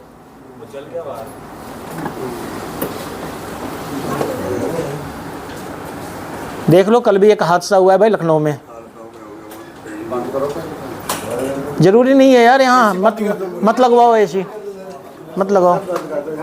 हाँ यहाँ जरूरी नहीं है, बंद कर दो, इसकी ज़रूरत नहीं है। वैसे भी मेरे को डिस्टरबेंस हो रही है। हाँ कुछ बाद में करना चेक इसको ना, मैंने अब ऑफ कर दिया इसको यहाँ से भी। ठीक है, तो जो हम गन्ना की बात करते हैं ना, गन्ना के लिए हम 5-7 मिनट बोलेंगे बस। गन्ना एक्चुअली क्या है ना, जब हम 2 तरह की क्रॉप लेते हैं हमारे, जैसे आपने बोला ना कि बंदर की समस्या है, आवारा पशुओं की समस्या है, जंगली जानवर की समस्या है। बंदर को सबसे ज़्यादा नुकसान कौन, इसको गन्ने को सबसे ज़्यादा नुकसान कौन करता है? सूअर। अगर आपके एरिया में सूअर नहीं है तो कोई प्रॉब्लम नहीं है। अगर आपको लगता है कि मैं सूअर से, बट दूसरी बात है, गन्ना जब आप लगाना चाहते हैं, गन्ना आप लगाओ, गन्ना के में लगाने में कोई दिक्कत नहीं है। गन्ना से 3 चीज़ें बनती है नॉर्मली। अगर हम ज़्यादा एरिया में लगाएं तो आजकल तो देखते हो, यहाँ से पंजाब तक चले जाइए या हरियाणा चले जाओ, तो आप वो गन्ना का क्या करते हैं लोग, अपनी अपनी लगाते हैं और अपना गुड़ निकालते हैं और गुड़ मार्केट सड़क के किनारे लगा करके और वो बेचते हैं। वो भी एक बिजनेस है। अगर आप गन्ना खाली लगाना चाहते हो तो एक अपॉर्चुनिटी, जैसे आपका एरिया टूरिस्ट वाला एरिया है, तो बहुत बढ़िया रहेगा कि you have to go for juice के लिए। अच्छे क्वालिटी का गन्ना आप ग्रो कीजिए, मोटे वाला गन्ना जो जूसी हो, मुलायम हो। और गन्ना की फसल आपको पता है, जिसको जो गन्ना लगाता है, कि अगर एक बार आपने लगा दिया तो कम से कम 3 साल तक वो चलता है। वैसे 4 साल भी निकल जाता है। तो गन्ने को आप, और इस गन्ना, हाँ तो 30 साल से चल रहे हैं, एक बार गन्ना लगाया 30 साल बराबर चल रहा है वो आज तक कंटिन्यू। हाँ वो नहीं, वो इसलिए हम कहते हैं कि गन्ना को 3 साल के बाद उखाड़ देना चाहिए और नई प्लांटेशन करनी चाहिए कि खेत मजबूत रहे थोड़ा सा। देखिए आम का पेड़ को थोड़े हम उखाड़ते हैं, जो आपके दादा ने लगा दिया आज तक फल रहा है, बट हमें, लेकिन जो चीजें संभव है ना, जिसके कारण आपके प्रोडक्टिविटी, गन्ना का प्रोडक्शन क्या होता है आप कैसे समझते हो? गन्ना का प्रोडक्शन में जितनी ज्यादा कल्ले निकलेंगे उतना अच्छा गन्ना, यही चीज है ना। गन्ने की जितनी ज्यादा लेंथ उतना बढ़िया। आपने देखा फॉरेन कंट्री में क्या करते हैं, जैसे आप ताइवान में या चाइना वगैरह में गन्ने की लाइन लगाते हैं और गन्ने को खड़ा रखते हैं, बिल्कुल गिरने नहीं देते हैं। हमारे यहाँ क्या है, इंडिया में जहां भी चले जाओ आप, गन्ना गिरा ही मिलेगा आपको। तो हम, अगर आप प्रोफेशनली गन्ना करना चाहते हो तो वो गन्ने की वैरायटी लो जिसकी हाइट ज़्यादा हो, मुलायम हो। बहुत सारी कोयम्बटूर वैरायटी की बहुत आपको मिल जाएगी। और नहीं तो सबसे बढ़िया तरीका क्या होता है ना आजकल, जब आप गन्ना के दुकान पे जाते हो, जूस लेने जाते हो, जूस पीने जाते हो, आपको गन्ना देख करके लगता है कि गन्ना कहीं से यूपी से आया या कहीं से भी, जहाँ से भी, राजस्थान से आया, कहीं से भी आया, तो बड़ा अच्छा गन्ना है। तो आप उसका एक टुकड़ा, 2-3 गन्ने के वो पीस मांग लो, आप 8-10 पीस मांग लो, आप जो पैसा लगेगा आप दे दो। उसके टुकड़े करो, कट करो, आपने बीज ही तो बनाना है, बस कट करना है, 1 गांठें होनी चाहिए और उसको आप ज़मीन में लगा दो। जब उसके पनीरीन बन जाए, थोड़े से जड़ें आने लगे, नज़दीक लगा दो ना आप, एक छोटे से क्यारी में हज़ारों की संख्या में, या आप कोई पॉली बैग में लगा दो आप। और जब उसमें से स्प्राउट निकलने लगे तो उसको आप ज़मीन में लगा दो। 1 साल के बाद आपके पास खुद ही इतना गन्ना हो जाएगा कि आप उससे कितना मल्टीप्लाई कर लो। टेक्निकली किसान चाहता है कि मेरे को जो बीज मिल जाए। अरे बीज के चक्कर में क्यों पड़ रहे हो? आप दिमाग लगाओ ना। जब इतना 50 साल मैंने वेट कर लिया तो थोड़ा और वेट, 1 साल और सही, हमारे पास खुद का बीज होगा, हम लोगों को बीज बेचेंगे, हम बीज लोगों को बताएंगे। तो आप, और दूसरी बात, अगर आप गन्ना लगाते हो तो कम से कम 10 लोग आपके गन्ना लगाने वाले होने चाहिए, ताकि वो मार्केट आपका बना रहे, अगर आप चाहते हो। और जूस वाले को अगर आप डायरेक्टली गन्ना बेचोगे तो आपको ज़्यादा फायदा नहीं होगा। लेकिन अगर आप चाहते हो कि मैं एक अच्छा सा काउंटर खोल लूँ और वहाँ पर गन्ने का जूस, आजकल बड़ी अच्छी अच्छी मशीनें आती है 30-35-40 हज़ार की, एक बार गन्ना डालिए, बच्चा भी डाल लेगा उसमें, कहीं कोई हाथ वगैरह जाने का चीज़ नहीं है, और सोलर वगैरह पे चलता है, इलेक्ट्रिक पे चलता है। आप उसमें गन्ना डाल दीजिए, उधर से जूस निकल जाता है, एक ही बार में जो निकलना है सब कुछ निकल जाता है, दोबारा डालने की ज़रूरत नहीं पड़ती। इतनी अच्छी अच्छी मशीनें हैं, पहले तो हाथ से, मोटर से, मशीन से चलाना पड़ता था। तो आप अगर आप बेचोगे तो आप जो गन्ना को, मान लिया कि एक कनाल से, कनाल ही चलता है आप लोग के यहाँ, एक कनाल से 1 लाख रुपया अगर आप गन्ना बेच के कमा रहे हो तो इससे 3 लाख रुपया कमाओगे आप, 3 गुना सीधा। तो ये चीज़ें आपको रखनी पड़ेगी ध्यान, जो गन्ना उत्पादक है। दूसरी बात, जहाँ सुअर है वहाँ इसको कुछ नहीं कर सकते आप, आपको बचाना खुद ही पड़ेगा। जब जिस चीज़ से पैसा आता है उस चीज़ के लिए तो आपको मेहनत तो करनी पड़ेगी भाई। मेहनत यही है, आपको रात को देखभाल करनी है। गन्ना में बहुत ज़्यादा कंपोस्ट की जरूरत, आप जितना ज़्यादा गोबर की खाद डालोगे गन्ना उतना बढ़िया होगा। ठीक है, ये तो हो गया गन्ना के बाद। अगर कोई प्रश्न है तो बता देना आपने। मशरूम नहीं, इस गन्ना से हो गया, कुछ और जानना चाहते हो आप? मैं प्रोफेशनल तरीके से आपको बताने की कोशिश कर रहा हूँ। कुछ लोग बोल रहे थे मशरूम के बारे में। मशरूम कल्टीवेशन क्या है? मशरूम लोग हैं जिसको बोलते हैं आलस वाली। हम बाहर वाले को पता ही नहीं लगे कि मैं खेती कर रहा हूँ, वही मशरूम, जिसके पास बहुत बड़ी बड़ी घर है, बहुत बड़ा बड़ा घर है और रहने वाला कोई नहीं है, वहाँ क्या करेंगे हम? वहाँ मशरूम की कल्टीवेशन करो आप। बने बनाए घर में, पुराने घर में, टूटे घर में पानी नहीं टपकना चाहिए बस। मशरूम की कल्टीवेशन आज के डेट में, आपके जो पुराने पैतृक घर हैं उनमें, नए घर बन रहे हैं, अंडर कंस्ट्रक्शन है, उसमें सब कुछ में आप कर सकते हो। मशरूम हमारे पास 3 तरह का होता है मेन जो है। एक जिसको हम बोलते हैं नॉर्मल खाते हैं, बटन मशरूम जो वाइट कलर का होता है, जिसको हम मटर पनीर में हम वगैरह वगैरह खाते हैं, हम कहीं भी खाते हैं। दूसरा ऑयस्टर मशरूम जो छतरी की तरह होता है, जो कई बार आपके इसके गोबर वगैरह जहाँ फेंकते हैं वहाँ निकल जाता है या पेड़ के साथ निकल जाता है। और एक होता है मिल्की मशरूम, जो होता तो बटन मशरूम की तरह है बट उसकी डंठल जो होते हैं वो लंबा होता है। ठीक है, और उसके अलावा सटाके मशरूम भी सुना होगा। तो आप 3 के बारे में जानो। अब ये तीनों में मशरूम का क्या है? ये पहले तो लोग बोलते थे कि जी मशरूम को कब हम उगाते हैं, जब टेम्परेचर इतना हो जाना चाहिए, इससे ज़्यादा नहीं होना चाहिए, है ना। ठंडा में मशरूम अच्छा चलता है। लेकिन ये तीनों मशरूम उगाने का, अगर तीनों मशरूम के बारे में अगर आपको जानकारी है तो ये तीनों मशरूम आपको रोटेशन देगा। मतलब जैसे सबसे पहले बटन मशरूम लगेगा जो सितंबर में लग जाएगा, वो आप जनवरी फरवरी मार्च तक चलेगा। उसके बाद आपका डिग्री मशरूम आ जाएगा, उसको वही टेम्परेचर चाहिए जैसे जैसे बढ़ने लगता है। और उसके बाद आपका आ जाएगा, जब बहुत टेम्परेचर हो जाता है तो मिल्की मशरूम, यानी कि आपका क्रॉप रोटेशन पूरे साल का आपका काम पूरा, यानी आपका कभी भी जो कमरा है वो खाली नहीं रहेगा। तो मशरूम प्रोडक्शन में जो ध्यान देने वाली बातें हैं वो है कि कभी भी आप सिंगल मशरूम लेके नहीं चलो। दूसरी बात, मशरूम में एक ही चीज़ होता है, वो है खाद बनाना, कंपोस्ट जिसको हम बोलते हैं। और यही बहुत बड़े बड़े बिजनेस लोगों ने कर रखे हैं, कंपोस्ट प्रिपरेशन का। उसमें मशरूम का बीज डाल करके आपको बैग में देते हैं और एग्रीकल्चर डिपार्टमेंट के थ्रू कई बार सप्लाई होता है, किसानों को दिया जाता है कैसे उसको रखना है, कैसे देखभाल करनी है। बट वो कंपोस्ट बनाने की टेक्निक अगर आप सीख गए, 2 तरह की कंपोस्टिंग होती है। एक होता है मैनुअल, जो आप भी बना सकते हो बट वो टाइम ज़्यादा लगता है, और एक होता है जो प्रोफेशनल बनाते हैं, वो उनके पास जेसीबी वगैरह लगाना पड़ता है, वो पलटी लगाना, वो कंपोस्ट को जलाना, उसके अंदर टेम्परेचर बहुत हो जाता है, उसका एक पर्टिकुलर स्ट्रक्चर होता है, वो सारा कुछ करना पड़ता है। वो प्रोफेशनल करते हैं जो 10-10 करोड़ का बिजनेस एक सीजन में करते हैं, वो कंपोस्ट ही बेच करके अपना काम चलाते हैं। तो ये तो है कि मशरूम में अगर आप जा रहे हो तो आप कंपोस्ट पे ध्यान मत दो, या तो प्रोडक्शन मशरूम का प्रोडक्शन करो या कंपोस्ट का प्रोडक्शन करो। तो आपको ये तीनों मशरूम की साइकिल लेनी पड़ेगी, और तीनों मशरूम की अगर आप साइकिल लेते हो तो आपको कभी भी टाइम नहीं है। और ये काम होता है सुबह 4 बजे से लेकर सुबह के 7 बजे तक, उसके बाद आपके पास पूरा दिन फ्री है। इसीलिए बोलते हैं मशरूम प्रोडक्शन। यहाँ एक किसान ऐसा है जिसने मतलब एक मकान बना लिया, गाड़ियाँ ले ली, बहुत ही गरीब किसान था, उसके पास 1 कनाल भी ज़मीन नहीं था, और उस किसान के घर में पूरा परिवार क्या 4-5 लोगों का परिवार, पूरा परिवार मशरूम कल्टीवेशन ही करता है बस अपने घर में। और ये सेम डे बिजनेस है, सेम डे में आप इसको बेच सकते हैं, प्रोसेसिंग भी कर सकते हो आप, इसका अचार वगैरह बन जाता है, सब कुछ बन जाता है। बट आजकल तो रॉ ही बिक जाता है, वही बहुत है आपका। तो और एक चीज़ जान लीजिए, जब आप मशरूम कल्टीवेशन करते हैं तो आपको पता होना चाहिए कि कॉस्ट ऑफ प्रोडक्ट, अगर आप 1 लाख लगाएंगे तो 2.5 लाख मिलेगा, बिल्कुल ये इसका प्रिंसिपल है। 1 लाख रुपए का अगर आप बैग लगाते हैं, 10,000 का लगाते हैं तो आपको 25,000 करीब मिलेगा, ये इसका टर्नओवर है।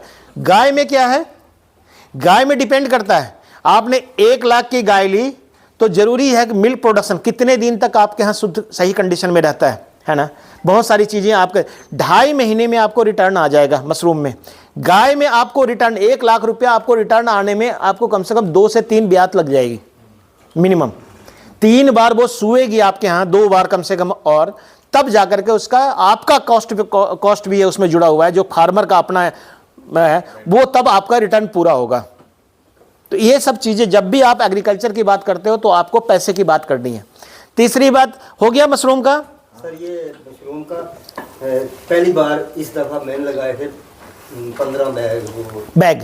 हाँ हाँ, तो वो एक बार तो वो अच्छी तरह निकला, हाँ, बस उसके बाद दूसरी बार हम देखते रहे। देखिए आपको कहाँ कहाँ ध्यान रखना है, आपको ये भी पता होना चाहिए। आप जब मशरूम की ट्रेनिंग करोगे तो आपको पता होगा।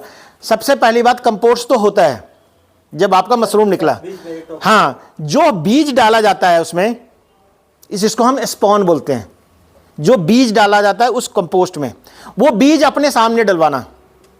जब भी आप उसको लेने जाते हो, जब भी आप कहीं से बैग लेते हो तो उनको बोलो कि मेरे को बीज मेरे सामने मेरा कंपोस्ट तैयार करके दो। कंपोस्ट बनाकर रखा रहता है, जब बीज मिलाएगा और पैकिंग करके लिफाफे में देगा आपको, तो आपको बीज अपने सामने मिलवाना है। 100 ग्राम 150 ग्राम आपको पता होना चाहिए कितना ग्राम हमने इसमें डलवाना है। सर मैंने जो खुद ही डाला था ना वो। दूसरी बात, जो आप खुद डालते हैं वो केसिंग मटेरियल बोलते हैं, जो हम ऊपर से डालते हैं। आपको दिया होगा खाद टाइप का एक, नहीं वो था ना, वो पूरा दिया था 1 किलो का उन्होंने बैग, हाँ हाँ, उसमें बीज था सफेद का।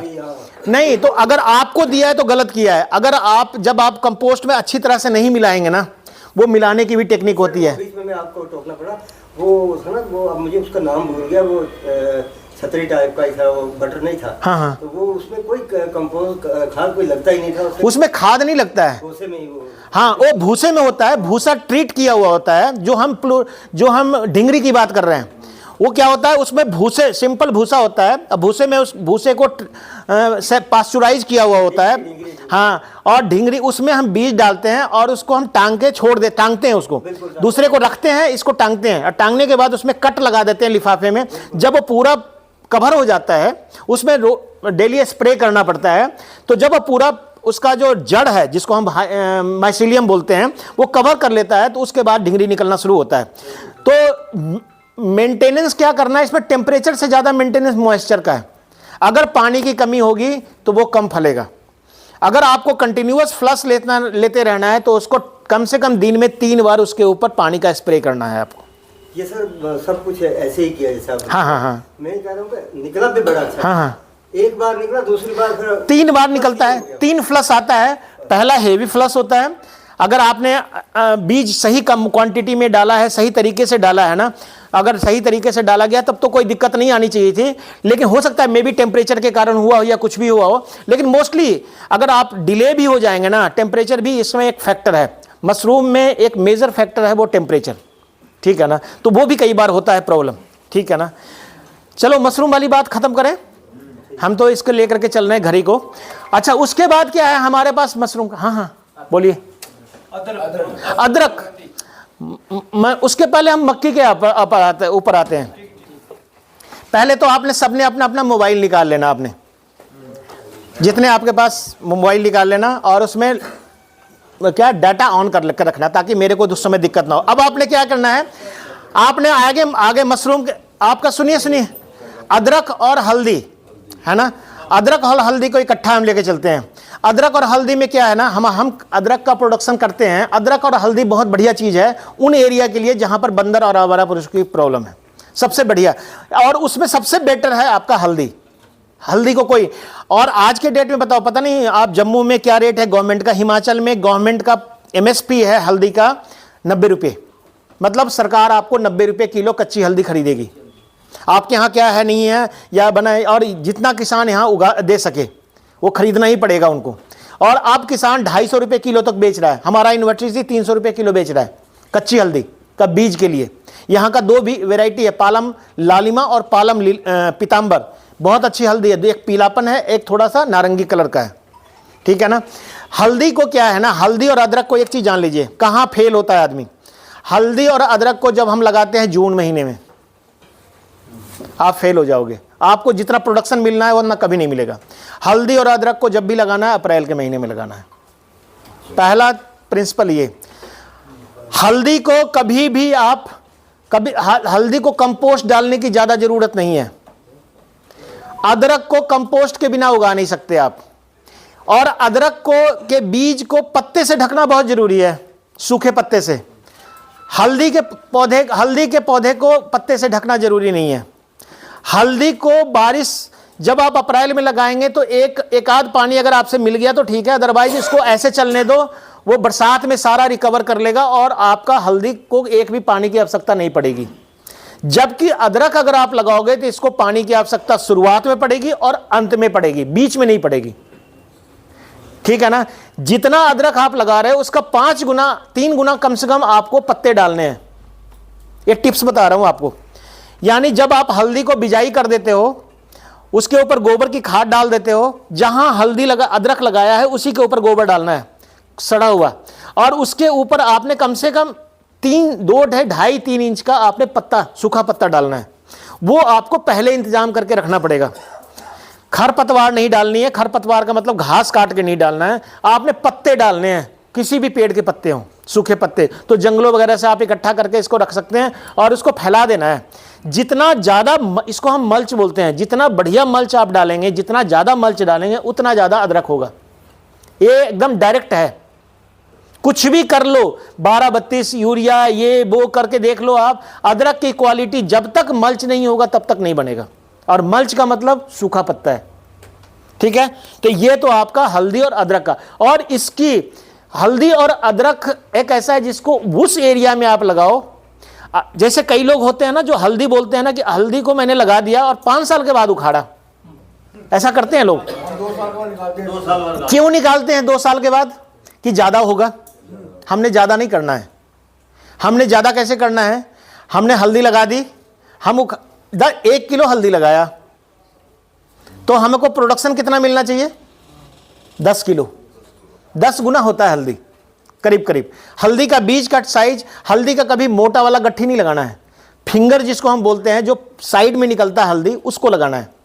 तीसरी बात, जब आप हल्दी को लगाते हो, जैसे हम बोलते हैं ना कि 1 किलो से आपने 10 किलो, तो 10 किलो को अगले साल लगाएंगे तो कितना बनेगा? 1 क्विंटल। जबकि अगर आप 1 किलो को 2 साल छोड़ दोगे तो कितना बनेगा? 20 किलो। बहुत, 15-18 किलो से ज्यादा नहीं। तो कहां बुद्धिमानी है 2 साल रखने का, बताइए आप। इसलिए कभी भी और ऐसा कुछ नहीं होता कि अदरक को, हल्दी को हम 10 साल रख देंगे तो वो काली हो जाएगी।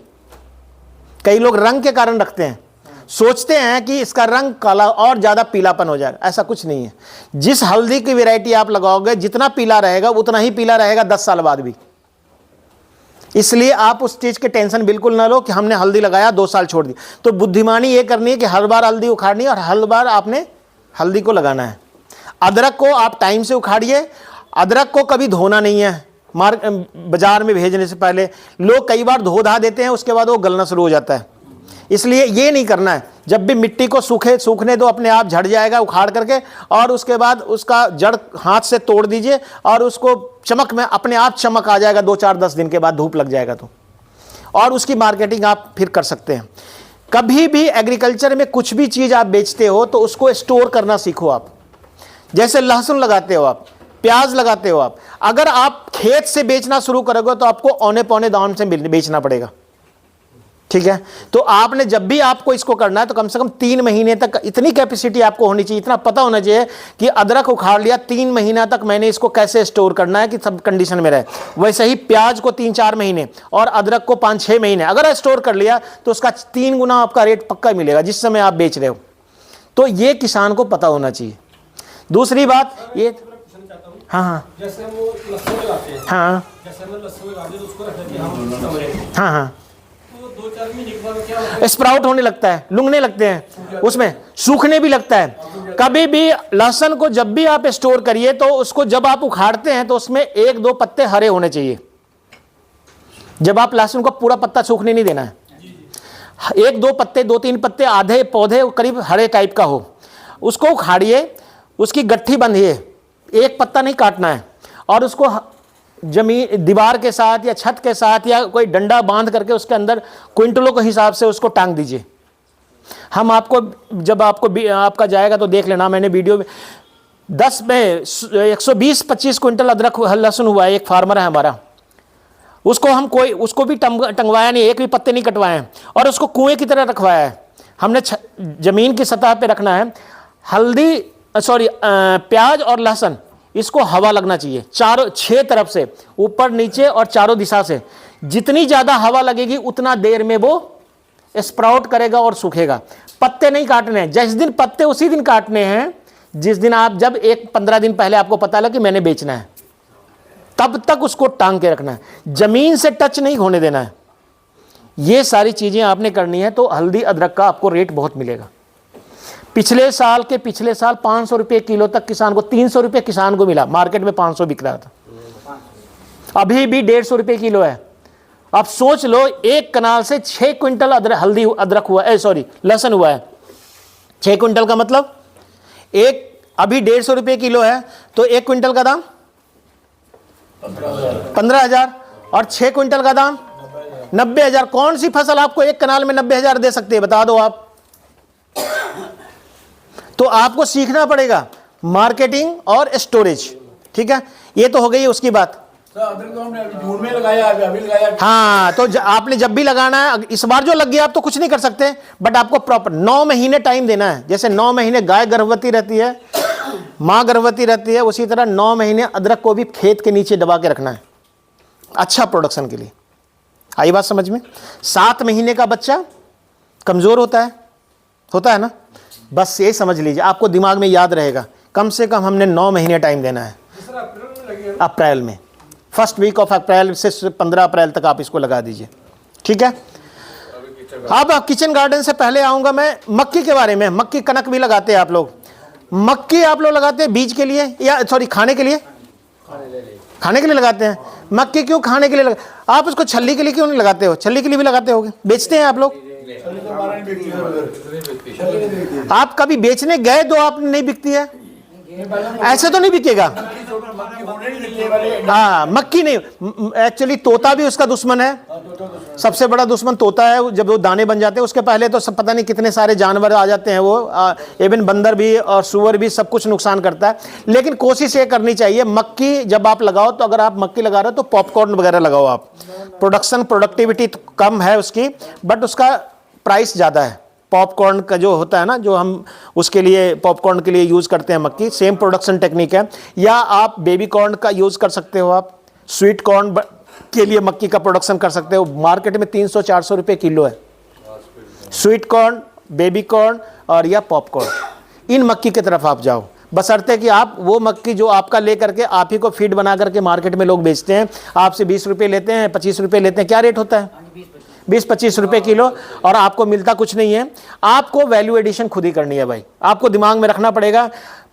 मैंने ऐसे फार्मर तैयार किए, अगर आप हरी छल्ली लो तो मक्की का दिन कितना होता है, कितने दिन में मक्की तैयार होती है? अगर किसान हो तो आपको पता होगा, 3 महीने, मतलब 80 से 90 दिन में।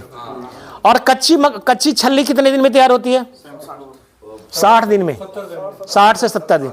1 महीना तो मैंने ऐसे बचा दिया आपका। अगर आप छल्ली बेच दो और पौने दाम में भी बेच दो आप, तब भी आपको उस मक्की से ज़्यादा रेट मिलेगा आपको। इसलिए थोड़ा सा टेक्निक आप लोग आजमाया करो, थोड़ा सा दिमाग लगाया करिए। आप ही का चीज़ लेकर के लोग, आप ही का दूध लेकर के आपसे 1 किलो दूध लेते हैं, दूध का दाम होता है 50 रुपया। जो चाय बनाने वाला है उससे कितने कप, 1 किलो दूध से कितना कप चाय बनाता है वो?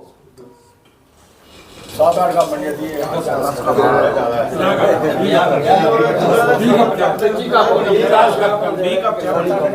एग्जैक्टली अभी तक कोई नहीं पहुंचे, लेकिन 25 कप से कम नहीं बनती है। और 25 कप का दाम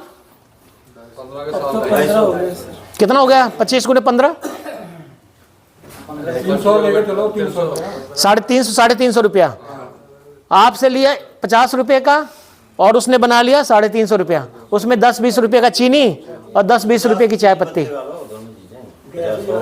तो आपको खुद ही पता नहीं है कि हम क्या कर रहे हैं। आप चाय नहीं बनाने जाओ, बट वैल्यू एडिशन तो कर ही सकते हो ना। तो आप वैल्यू एडिशन तो आपको खुद सीखना पड़ेगा।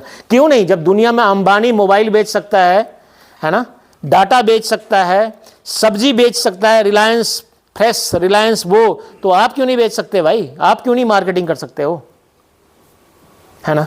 तो you have to be business oriented, agriculture में बनना पड़ेगा।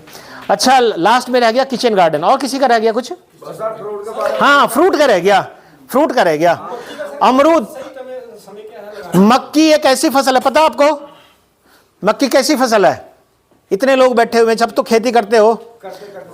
मक्की एक ऐसी फसल है जिसको साल के किसी भी समय में बोई जा सकती है। आई दिमाग में बात? जनवरी से लेकर दिसंबर तक। अकेला एक ऐसा बीज है जिसको जमीन में डालेंगे, तीसरे दिन ये अंकुरित हो जाएगा। बिल्कुल, पूरे साल इसकी कल्टीवेशन होती है। This is a day natural plant. आप सुन लो, इसको सुन लो, ये डे नेचुरल है, इसलिए इसमें टेम्परेचर और लाइट का कोई चक्कर नहीं है, और इसमें छल्ली बनेगी। जो बातें आपको बता रहा हूं ना, ये सारी वीडियो में आ जाएगा, मैं इसको अपलोड कर दूंगा। आप लोगों को इसलिए बोल रहा हूं कि आप लोग ने जाना नहीं है, सब सब्सक्राइब करवा के जाना, ताकि आपको इसका नोटिफिकेशन भी मिलेगा और सारी बातें आप बाद में भी जाके सुन सकते हो। मक्की को जनवरी से लेकर के दिसंबर के बीच में किसी डेट को आप बीज दो, इसलिए आपने सोचना नहीं है कि मैंने मक्की की खेती करनी है, टाइम निकल गया। ये कोई नहीं बताया होगा आज तक, ठीक है ना? तो ये आप जान लीजिए, आप कभी फेलियर नहीं होंगे, कभी भी, और जब चाहो। बस ये हो सकता है कि गर्मियों में 3 दिन में निकल जाएगा, और सर्दियों में हो सकता है 7 दिन निकले, लेकिन एक एक बीज निकलेगा। और एक चीज मैं बता दूं, मक्की का कोई भी बीज गर्मी, सर्दी और बरसात का अलग नहीं होता। एक कंफ्यूज मत होना। आई बात समझ में? जो बीज आपका है उसी को आप कंटिन्यू लगा सकते हो। आई बात समझ में? सर एक बात को पूछनी थी। हाँ, ये जो हम बीज लेके दुकान से, एक हमारा अपना होता है, उसमें कुछ फर्क है? देखिए, जो हम बीज बनाते हैं, जो हम किसकी, मक्की की बात कर रहे हो? मक्का जो है ना, मक्का में 2 चीजें हैं। मक्का में है एक देसी, आप लोग भी बोलते होंगे, बुजुर्ग सबको पता होगा, देसी मक्का। देसी का मतलब क्या हुआ? हमने मक्का लगाया, छल्ली बनी, उसको हम तोड़ लिए और लपेट के उसके छिलके ऊपर कर देते हैं। स्टोरेज देखा था पहले आपने, बुजुर्गों से करते थे, और टांग देते थे बांध के गुच्छे जैसा छत में, और 6 महीना 7 महीना ऐसे पड़ा रहता था। जब हमको लगाना होता तो उसको निकाले, दाने अलग किए और हम उसको लगाते थे। दाने निकाल देंगे तो उसमें कीड़ा लग जाएगा, इसलिए बीज वो होता था सेल्फ पॉलिनेटेड। मतलब उसमें जो पॉलिनेशन उसमें होता था कि हम जो बीज हमारे दादा ने लगाया वही बीज अगर है तो हमें भी उसमें कोई प्रॉब्लम नहीं आएगी, सेम वैसे ही चलता रहेगा। नहीं, छिलका उतार भी तो कोई दिक्कत नहीं है। दोनों कंडीशन से आप उसके छिलकों को बांध दो ना, बांधने में इजी रहता है, दाने नहीं निकालने हैं, ठीक है? ये हो गया देसी वाला जो हम चलते थे। देसी को अगर आपका बीज मिल गया, अगर आपके पास जो भी बाजार से बीज लाते हो आप, वो सारे हाइब्रिड हैं। हाइब्रिड क्या होता है? एक हिंदू का शादी एक मुसलमान से हो जाए, दैट इज, बच्चे जो पैदा होंगे दैट विल बी हाइब्रिड।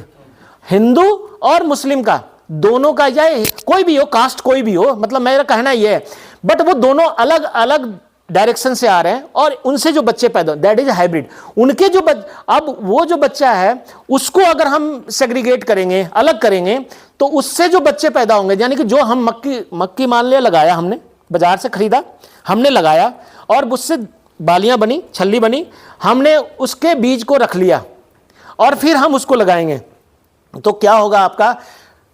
कोई पौधे हो सकता है कि उससे भी देखने में सुंदर हो, लेकिन छल्ली के अंदर दाने ही नहीं होंगे। आप छीलो, अगर दाने होंगे तो 1 2 3 4 होंगे, पूरा का फिगर, पूरा खेत लहराता हुआ। ऐसा 1-2 किसान ने हमारे सामने किया था, बताया नहीं, उसने कहा कि इस बार बीज अपना ही रख लूंगा, और उसने लगा लिया, खेत लगा, बहुत उसने मेरे को बुलाया, ऊना की बात है, तो मेरे को बुलाया, हम गए, बोला कि डॉक्टर साहब लोग बोलते हैं ना कि मक्की ऐसे, देखो मेरा खेत कितना ला रहा है, कौन सा बीज है, पिछले साल वाली जो फसल है। अब मैं उसको समझाता समझाता थक गया। उस समय दाने नहीं बने थे। जब दाने बने तो जब छल्लियाँ हमको, जब हम दोबारा 15-20 दिन के बाद गए तो हम 1 छीला, 2 छीला, 3 छीला, 4, कुछ भी नहीं था अंदर, गुल्लियाँ थी बस। इसलिए ये गलती आपने कभी नहीं करना है। जब भी आपने मक्की रखनी है तो अपने देसी वाली किस्म की रखनी है। हाँ जी, हो गया। दूसरा है, लास्ट बच गया, एक और कुछ था फ्रूट प्लांट वाला, उसके बाद हम आएंगे किचन गार्डन पे। हाँ जी, पॉली हाउस भी आएंगे, ठीक है। किचन का इसका जो फ्रूट प्लांट है ना, अमरूद, आम में प्रॉब्लम क्या आ रही है ना, आम में आजकल जो समस्या आ रही है, कई बार हमने देखा है कि फूल जब बनते हैं ना, तो फूल बनते हैं तो उस आम में करोड़ों की संख्या में बनते हैं फूल और छोटे छोटे दाने, लेकिन उसमें सरवाइव करने के लिए 0.1% ही फ्रूट आम बन पाता है, ठीक है ना। तो इसलिए बहुत ज़्यादा आप जो फल गिरते हैं तो अब एक नेचुरल ड्रॉपिंग होती है, जो नेचुरल तरीके से गिर जाता है, कोई चक्कर नहीं है। लेकिन एक जो हम आम लगता है, जब हम आम लगाते हैं और आम जब फूल बनता है, फूल से जब फल, तो ये ध्यान, हम जैसे नॉर्मल प्लांट होता है ना, तो हम उसकी देखभाल करते हैं, टमाटर है, बैंगन है, शिमला मिर्च, गुड़ाई कर दिया, पानी लगा दिया, सिंचाई कर दिया। बट जैसे जैसे आम के पौधे, अमरूद के पौधे बड़े होते जाते हैं ना, उसकी देखभाल, सबसे कम देखभाल उसकी होने शुरू हो जाती है। लोग कोई तौलिया नहीं बनाता कि उसको तौलिया बनाए। आम का पौधा है, चाहे वो 10 साल पुराना क्यों ना हो, अमरूद का पौधा, उसका तौलिया बनाए, जैसे एप्पल का तौलिया बनाते हैं। तौलिया समझते हैं ना आप लोग। उसके बाद उसको गुड़ाई करें साल में 2 बार। उसके अंदर कम से कम एक पौधे में 10 से 15, 20, 25 किलो गोबर की खाद डालें या केंचुआ खाद डालें। उसमें बाद बैलेंस जो 12, 32, 16 है, आधा किलो, 1 किलो के क्वांटिटी में उसमें डालें, कैल्शियम थोड़ा डालें। उसको जब आप डालोगे ना, और वो उसके बाद सिंचाई आप रेगुलर रखोगे तो 4-5 दिन बाद में तो अपने आप चल पड़ता है। बट वो तौलिया बना करके जब आप सिंचाई करोगे, उसकी जड़ें जो है वो वहीं रहेगी और वो न्यूट्रिएंट लेगा और आपके आम को ग्रोथ करेगा। हम उस जब आम अपनी स्थिति में आ जाता है कि तो सूखेगा तो है नहीं, तो लोग सोचते हैं बस ये देने वाला। आप क्या बात करते हो, 50-100 साल पुराना भी एप्पल का पेड़ है। आप जाके हिमाचल में देखो, आप कुल्लू में देखो, मनाली में देखो, 100 साल पुराना पेड़ भी हर दिन महिलाएं जाकर के उसको तौलिया बनाती है, गोबर की खाद डालती है, केंचुआ खाद डालती है, केमिकल खाद डालती है, और तब उसको पाल पोस के रखती है। तब वो फल दे रहा है, 10-10, 20-20, 25-25 बॉक्स एक पौधे से निकलता है। तो आम के साथ क्यों नहीं? मैंने खुद किया पेड़ों को पूरा ऐसे राउंड से। हाँ। और फिर मैंने गोबर भी डाला है। नहीं, इसने बोला भाई इसके अंदर गुड़ डालो। अभी मैंने गुड़ नहीं डाला, मैं बोलूँगा। देखिए, गुड़ क्या है ना, गुड़ में बैक्टीरिया है, आप घबराना नहीं। गुड़ बहुत बड़ी चीज नहीं है, गुड़ अच्छी चीज नहीं, खराब चीज नहीं है। जब आपको गुड़ डालना हो ना, तो आप क्या कीजिए, अगर आपको डालना है तो आप क्या कीजिए, एक बाल्टी लीजिए, बाल्टी लेकर के उसमें थोड़ा सा लस्सी डाल दीजिए, खट्टी लस्सी, 1, 2, 3 किलो, 3-4 लीटर जो भी आपके घर में पड़ोसियों से मिल जाए, और उसमें फिर इतना सा गोबर का गुड़ का टुकड़ा डाल देना है। कम से कम 7-8 दिन तक उसको रहने देना है। थोड़ा सा गोबर डाल दो आप, हल्का सा, और उसको रहने दो आप।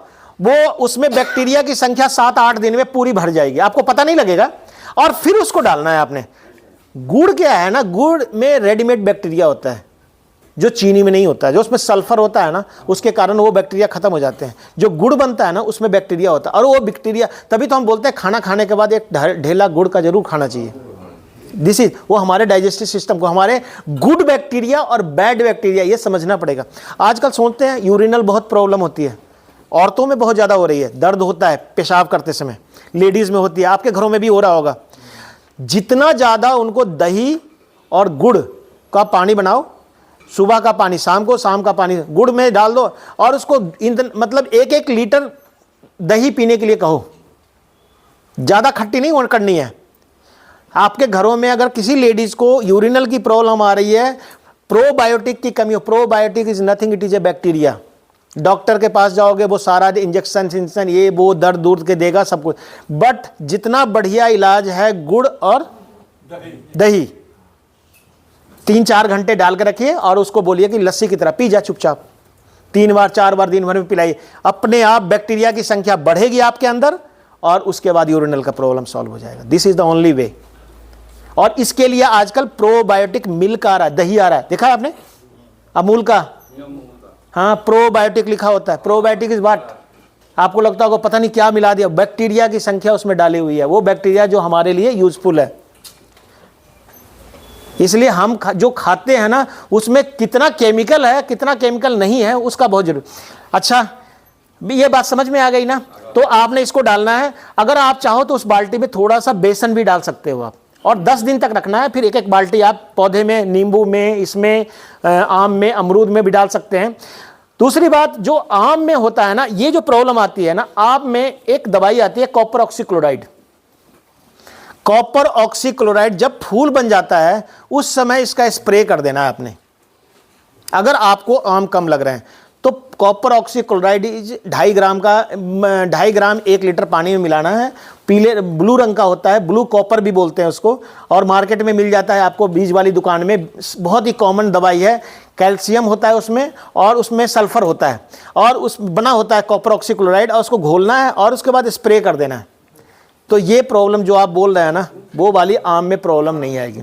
और अमरूद में जो कम फलन की समस्या है, उस अमरूद में 3 तरह के फल आते हैं। एक होता है जिसको बोलते हैं अम्ब बहार, एक हो मृग बहार, एक हस्त बहार। 3 बार फ्रूटिंग होती है आम में, अमरूद में, है ना। जनवरी फरवरी में लगता है, फिर गर्मियों में लगता है, फिर सर्दियों में, बरसात में लगता है, फिर सर्दियों में लगता है। 3 बार फ्लावरिंग आती है। अब ये तीनों फ्लावरिंग को बचा करके 2 को अगर आप सेक्रीफाइस करोगे तो सबसे अच्छे क्वालिटी का फ्रूट मिलेगा। इसलिए कई बार हम अमरूद को बोलते हैं, जो अच्छा किसान है उसको बड़े साइज का अमरूद चाहिए, गर्मी में चाहिए कि सर्दी में चाहिए। 2 फल को अगर आप नुकसान पहुंचाओगे, और उसके लिए कुछ नहीं है, यूरिया का स्प्रे कर दो, सारे फ्लावर ड्रॉप हो जाएंगे, और उसके बाद अगले बार जो आपका अमरूद है वो अच्छे क्वालिटी का बनेगा। लेकिन आप तीनों फसल लेना चाहेंगे तो आपको जड़ में अच्छा खासा तैयारी आपको करना पड़ेगा। सर जो मैंने प्रॉब्लम बताई थी वो आप मेरे को साफ करके बताई नहीं। हाँ, मैंने आपको बताया था कि जो मेरा आम का पेड़ है ना, उसके ऊपर एक ऐसा कीड़ा लग गया। मैं बता रहा हूँ, नीचे तेल नहीं होता है, वो तेल नहीं है, वो उसको हम बोलते हैं हनी ड्यू। और वो हनी ड्यू कहाँ से आता है? जो कीड़ा जो है ना, वो जो फूल के रस को खाता है, फूल को, आपके आम के फल को, तो उसके बाद जो वो एक्सक्रीटा करता है, वो एक्सक्रीटा है आपका हनी ड्यू। और उसके आम के पत्ते आपके क्या होंगे? चमकीले दिखाई देंगे, चमकते हुए। मैंने बोला ना आपको ना, उसको कंट्रोल करने के लिए आपको कॉपर ऑक्सीक्लोराइड, ऐसे मेलाथियोन भी हम पहले करते थे, अब सॉरी एंडोसल्फान मिलेगा नहीं अब, कॉपर, इसके बाद मोनोक्रोटोफॉस, इसका भी स्प्रे करते थे। अगर आप कॉपर ऑक्सीक्लोराइड और इसको मिला के कर दो तो ये कंट्रोल है 100%, और इसमें मैंगो माल फॉर्मेशन भी कंट्रोल हो जाता है। ठीक है, आई बात समझ में? नंबर 2 सर, वो मैंने को पूछा था कि वो क्या नाम, अमरूद के ऊपर अमरूद तो इतना लगता है, हाथ से ज्यादा ड्रॉप होता है ना, फ्लावर ड्रॉप होता है। देखिए मैं तो एक बोला ना, क्या हो गया? पहले बताया आपने। अमरूद के जिस अमरूद, नींबू, आम जिसमें फल ड्रॉप होते हैं उसमें कैल्शियम की कमी होती है। कैल्शियम कम मिलेगा जब तक जड़ों की, हमारी मिट्टी कितनी उपजाऊ है? सिर्फ 1 फीट तक। उसके नीचे की मिट्टी क्या है? पत्थर नहीं, उसके नीचे की मिट्टी अनुपजाऊ है, अनप्रोडक्टिव है।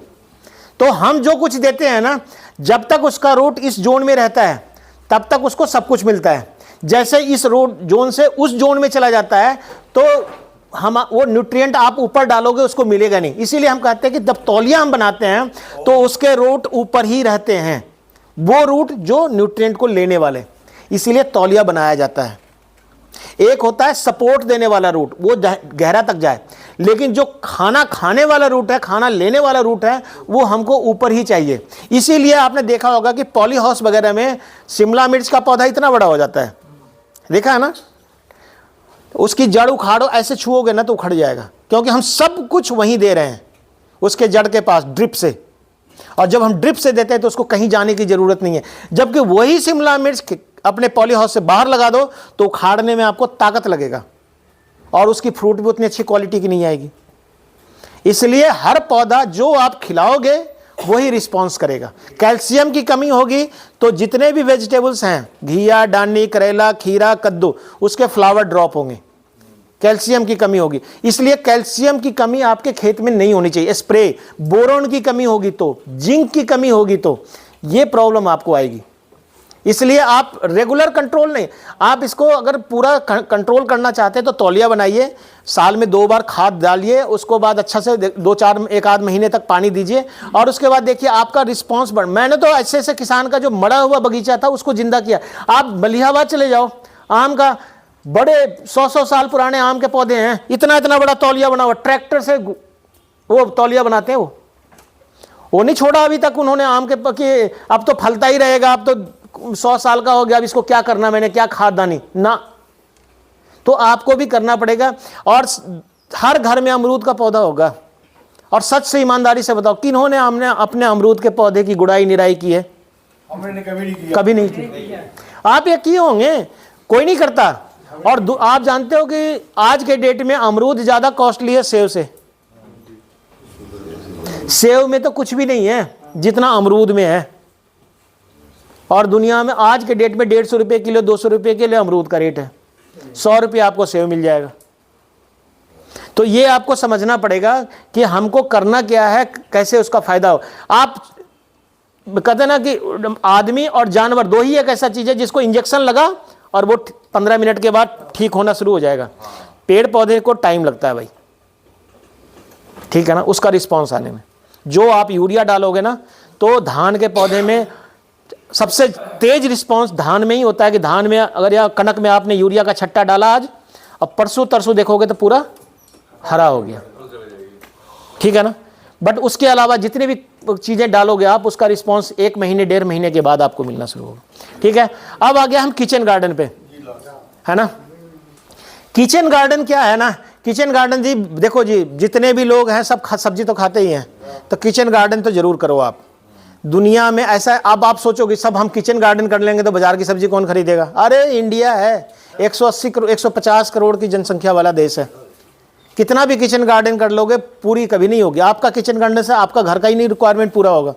किचन गार्डन एक ऐसा सब्जेक्ट है ना, एक ऐसा चीज है जिसमें आप अपना सब कुछ लगा देते हो। आप नहीं देखते हो कि मैं IAS ऑफिसर हूं, आप नहीं देखते हो कि मैं किसान हूं, आप ये नहीं देखते हो कि मैं कर्मचारी हूं, आप ये नहीं देखते हो कि मैं स्कूल का स्टूडेंट हूं, आप ये नहीं देखते हो कि मैं 100 साल का हूं, आप ये नहीं देखते हो कि मैं 50 साल का हूं, आप ये भी नहीं देखते हो कि मैं 15 साल का हूं, आप ये नहीं देखते हो कि मैं लड़की हूं, आप ये भी नहीं देखते हो कि मैं माँ हूं। किचन गार्डन सबके लिए है, सबको उसमें इन्वॉल्व हो, तभी वो किचन गार्डन है। दूसरी बात, जब आप किचन गार्डन की बात करते हैं तो आपको सब चीज नहीं लगाना है। आजकल क्या है, आजकल क्या लगा सकते हो? घिया, डानी, करेला, खीरा, कद्दू, रामतोरी, भिंडी, है ना, टमाटर, बैंगन, शिमला मिर्च, हरी मिर्च, ये सब कुछ लगेगा। जब आप इनको लगाओगे, आप इनको, तो आपने वही लगाना है जो आपको पसंद है। किचन गार्डन में सबसे बड़ी चीज़ है, अगर हमको भिंडी चाहिए तो हम सिर्फ भिंडी लगाएंगे भाई। हमारे घर में और कोई सब्जी तो कोई खाता नहीं है, तो अरबी क्यों लगाना, गंडियाली क्यों लगाना, है ना, हल्दी क्यों लगाना, जिमीकंद क्यों लगाना, करेला क्यों लगाना? जब कोई खाता ही नहीं करेला हमारे यहाँ, तो कोई क्यों लगाना? लेकिन जो चीज़ आपको पसंद हो, तो किचन गार्डन में सबसे बड़ी चीज़ है आपकी पसंद। तीसरी बात, किचन गार्डन में कोई भी क्यारी आपकी कभी भी खाली नहीं होनी चाहिए, कभी भी खाली नहीं होनी चाहिए। यानी कि आपको एक सब्जी उखाड़ी नहीं कि दूसरी लगाई नहीं। और से वही सब्जी, दो तरह की सब्जी होती है। एक सब्जी होती है जिसको हमने लगा दिया और हमने काट लिया तो खत्म, जैसे गोभी उखाड़ दिया तो खत्म खेत, मूली उखाड़ दिया तो खत्म, गाजर खत्म। लेकिन अगर हमने बैंगन लगा दिया तो आता रहेगा, आता रहेगा, आता रहेगा। भिंडी लगा दिया तो आता रहेगा, रामतोरी लगा दिया तो आता रहेगा, घिया लगा दिया तो चलता रहेगा। ऐसे सब्जी को प्राथमिकता देनी है जिसको हम एक बार में हार्वेस्ट ना करें। पालक लगा दिया, 4 कटिंग 5 कटिंग, धनिया लगा दिया 4 कटिंग 3 कटिंग 7 कटिंग 8 कटिंग चलता रहता है, पुदीना लगा दिया। आई बात समझ में? तो किचन गार्डन में सबसे पहला काम क्या करना है आपने? वही सब्जी लगानी है जो बार बार जिसकी हार्वेस्टिंग होती है। तीसरी बात, किचन गार्डन में कभी भी केमिकल का स्प्रे नहीं करना है। किचन गार्डन में 3 चीज़ें हैं, या तो कीड़ा लगेगा या बीमारी होगी। इसका इलाज क्या है? सबसे पहला इलाज है, आपका कोई भी किचन गार्डन में किसी भी तरह की बीमारी आ रही है तो आपने दही की खट्टी लस्सी का स्प्रे करना है। खट्टी लस्सी क्या करना है आपने? खट्टी लस्सी ले लेनी है, बोतल में भर के 2 लीटर वाले 3 लीटर वाले में 2 लीटर वाला जो आता है उसमें रख दीजिए। आप उसको ढक्कन को टाइट मत कीजिए, थोड़ा ढीला, उसमें गुड़ डाल दीजिए थोड़ा सा, ठीक है, और उसको आप धूप में छोड़ दीजिए और 4-5 दिन के बाद उसको आप ठंडे में रख लो। 10-20 बोतल बना करके रखिए। कई लोग उसमें बोलते हैं कॉपर, तांबा का टुकड़ा डाल देने के लिए, तार डाल दो, थोड़ा सा तांबा का जो तार होता है उसमें से छील करके डाल, वो और भी बढ़िया हो जाता है। उसका कलर चेंज हो जाएगा और वो आपका ज़्यादा इफेक्टिव होगा, वो भी आप कर सकते हो। उसके बाद आपने क्या करना है, उसमें अगर आप चाहो तो उसमें थोड़ी सी हल्दी डाल दो आप। अब इसको आप जब भी 15 दिन के बाद आपने हर सब्जी पे घिया डालनी, करेला, खीरा, रामतोरी, भिंडी जो भी है सब पे स्प्रे कर दो, बीमारी कोसों दूर रहेगी। कीड़ा भगाना है तो रामबाण आपने क्या करना है, आपने लेना है खाने वाला सोडा। खाने वाला सोडा बहुत ही बढ़िया है अगर आप सही तरीके से इस्तेमाल करते हैं। 1 लीटर में आधा चम्मच खाने वाला सोडा और साथ में हल्दी और साथ में मिर्च और साथ में लहसुन, ये तीनों का हल्दी को और उसको हरी मिर्च मिल जाए तो ज़्यादा बेटर है, कूच लीजिए और उसको कपड़े में बांध के, रुमाल में बांध करके पानी के बीच में डाल दीजिए। 24 घंटे 48 घंटे तक रहने दीजिए। पानी निकालिए उसमें से और उस पानी को आपने उसमें डालना है और पंप में, और उसमें आपने थोड़ा सा सोडा डालना है खाने वाला, है ना, और उसमें 1 चम्मच सूखी हुई हल्दी का पाउडर डाल देना है और उसको घोल करके आप उसका स्प्रे करते रहिए। एक भी कीड़ा, ना लाही, ना थ्रिप्स, ना माइट, ना जैसिड, ना कुछ, कोई नहीं लगेगा। आई बात समझ में? तो ये 2 भिंडी लगाते हैं सर। हाँ, अगर सूख जाता है भिंडी में, ये समस्या आती है खास करके गर्मी वाली भिंडी में। मैं आपको बता देता हूँ, बरसात वाली भिंडी में नहीं आता है। बरसात में तो छट्टा लगा दो, 3 दिन के बाद पौधे खड़े हो जाते हैं। लेकिन गर्मी वाली भिंडी में जब आप लगाएंगे तो इसके अंदर क्या होता है, इसको हम बोलते हैं डैम्पिंग ऑफ। कोई प्रश्न और भी किया था इसके ऊपर। भिंडी का जो, जब आप भिंडी को लगाने के लिए जाते हो गर्मियों में, तो आप भिंडी को जब कच्चा गोबर यूज़ नहीं करना है। पहला तो ये, कभी भी खेत में, जिस खेत में आप भिंडी लगा रहे हो, किस क्यारी में लगा रहे हो, और भिंडी जब आप गर्मियों में लगाते हैं जब आप, तो लाइन में लगाना है और बीज को ट्रीट करना है, उपचारित करना है। अगर आपके पास बेबिस्टीन है तो उससे उपचारित कर दो आप, नहीं बेबिस्टीन है तो आप कम से कम गोबर जो होता है ना, कच्चा गोबर जो है ना, उससे भी आप उसको उपचारित कर सकते हो। आप थोड़ा सा कि गोबर का घोल बनाया और उसमें थोड़ा सा मिट्टी उसको डाल दिया बीज को, और उसके बाद उसको सूखने दिया, बीज को गाढ़ा स्लरी टाइप का बना करके उसमें बीज को डाल दिया, और उसके बाद अगले दिन, 2 दिन के बाद, 3 दिन के बाद अब उसको जब सूख जाए तो उसके बाद आप उसको बीज को लगा दीजिए। नहीं तो बेबिस्टीन का घोल में हम डाल करके, और उसके बाद आजकल वैसे बाजार में भिंडी जो आ रही है ना, वो ट्रीटेड होती है, लाल, पीले, हरे रंग की होती है, देखा होगा, तो वो होता है। लेकिन लगाने का जो है ना, जब हम इसको लगाते हैं तो नीचे भी गोबर का खाद डालना है। आप लाइन बना दिए, नीचे भी गोबर का खाद डालना है थोड़ा सा, इतना सा, और उसके ऊपर बीज रखना है लाइनों में, या नाली बना दी इतने गहरी, और उसमें आपने उसको डाल दिया, गोबर की एक लेयर डाल दी, उसके ऊपर बीज डाल दिया हमने, और उसके ऊपर फिर से एक गोबर की लेयर डालनी है, ठीक है, और फिर उसके बाद मिट्टी डालो या ना डालो, उसके बाद आप उसको ढका हुआ छोड़ दो। ये वाला भिंडी कभी नहीं सूखेगा। ये सूखा गोबर डालना है, सूखी खाद होती है, कुछ नहीं डालना है, घास नहीं डालनी है, खाद, हाँ, सूखी हुई गोबर की खाद, कच्ची मतलब गोबर की सूखी भी नहीं, पकी हुई खाद जिसको बोलते हैं, कंपोस्ट, तैयार खाद जिसको बोलते हैं, तो कभी नहीं। लेकिन ये तभी मरता है जब टेम्परेचर हाई और टेम्परेचर लो दोनों एक ही टाइम पे आता है। जैसे रात का टेम्परेचर बहुत लो हो गया और दिन का टेम्परेचर बहुत हाई हो गया, तो ये डैम्पिंग ऑफ की समस्या ज्यादा आएगी। और जब हम इसको गोबर के उसमें डालते हैं तो टेम्परेचर को मेंटेन रखता है। जैसे ही तीसरा पत्ता आ जाएगा उस स्टेज से वो निकल जाएगा, जिस स्टेज के बारे में आप बात कर रहे हो, ठीक है। लौकी, लौकी के बारे में, लौकी बोल रहे हैं ना राम, तो आपने देखा होगा कद्दू जो घिया लगाते हैं, घिया बोलते हैं ना, घिया डालनी। अब घिया डालने में क्या होता है, लगा दिया हमने, गर्मियों में खासकर, बरसात में भी आता है, पौधा चल पड़ा, बेल पहुंच गई वहां तक, फूल भी लग गया, फल लगने वाला होगा, तो आप देखोगे पूरा का पूरा बेल सूख गया, और इक्का दुक्का ऐसे ऐसे सूखना शुरू होगा आपका। इसका इलाज ऐसा करना आपने, जब आप बेल लगाते हैं ना, तो एक दवाई आती है जिसको हम बोलते हैं इमिडाक्लोरोप्रिड, इमिडाक्लोरोप्रिड, है ना। ये आपने क्या करना है कि जब बीज आप लगाते हो तो बीज को इस दवाई के घोल में डालना है, थोड़ा सा पानी लेना है और उसमें 1-2 बूंद ये दवाई डालनी है, और इसमें बीज को थोड़ी देर के लिए 1-2 मिनट के लिए रखना है, उसके बाद निकाल करके सूखने देना, फिर उसके बाद बिजाई करना है। जिस जगह पे आपने बिजाई करनी है घिया के पौधे, उस जगह गड्ढे को कम से कम 10 दिन पहले बनाना है, छोटा सा गड्ढा जिसमें आप लगाएंगे बीज को, और उसमें आपने इमीडा क्लोरो, जब आपने उसमें गोबर की खाद डाल वगैरह कंपोस्ट वगैरह डाल के तैयार कर दिया गड्ढा, और उसमें आपने कम से कम एक आधा बाल्टी, एक जैसे 3-4 लीटर पानी हो, और उसमें आपने 10 एक बूंद इमीडा क्लोरोपिड डालो, और उसके बाद उसमें डाल देना है पानी में, उसमें गड्ढे में। और जब वो 3-4-5 दिन के बाद जब सूख जाएगा, उसके बाद बिजाई करनी है उसमें। अगर आप इतना ही कर लोगे ना, तो ये 100% तो नहीं मैं बता रहा हूँ, लेकिन 70 to 80% अपने आप कंट्रोल हो जाएगा। क्योंकि ये जो बीमारी है, ये है एक्चुअली बैक्टीरियल बिल्ट।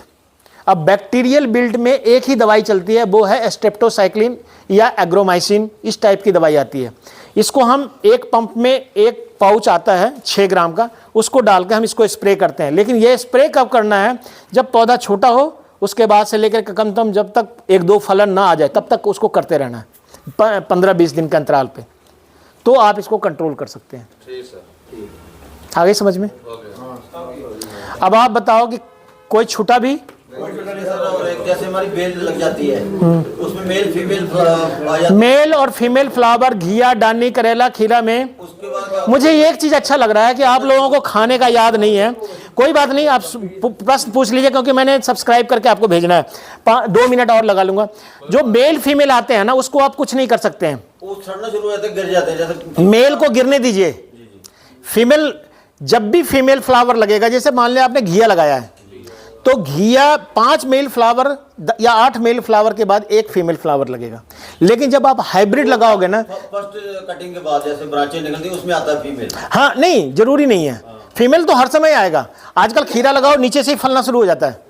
फीमेल का मतलब है जिसमें ऑलरेडी पहले से ही खीरा लगा हुआ हो, करेला लगा हुआ हो, घिया लगा हुआ, वो बना होता है। और जिसमें वो नहीं लगा होता है, जैसे रामतोरी है या किसी में भी देखोगे, तो उसमें पीछे घी बना हुआ नहीं रहेगा, तो वो फीमेल मेल है। लेकिन बिना मेल के फीमेल का अस्तित्व नहीं है।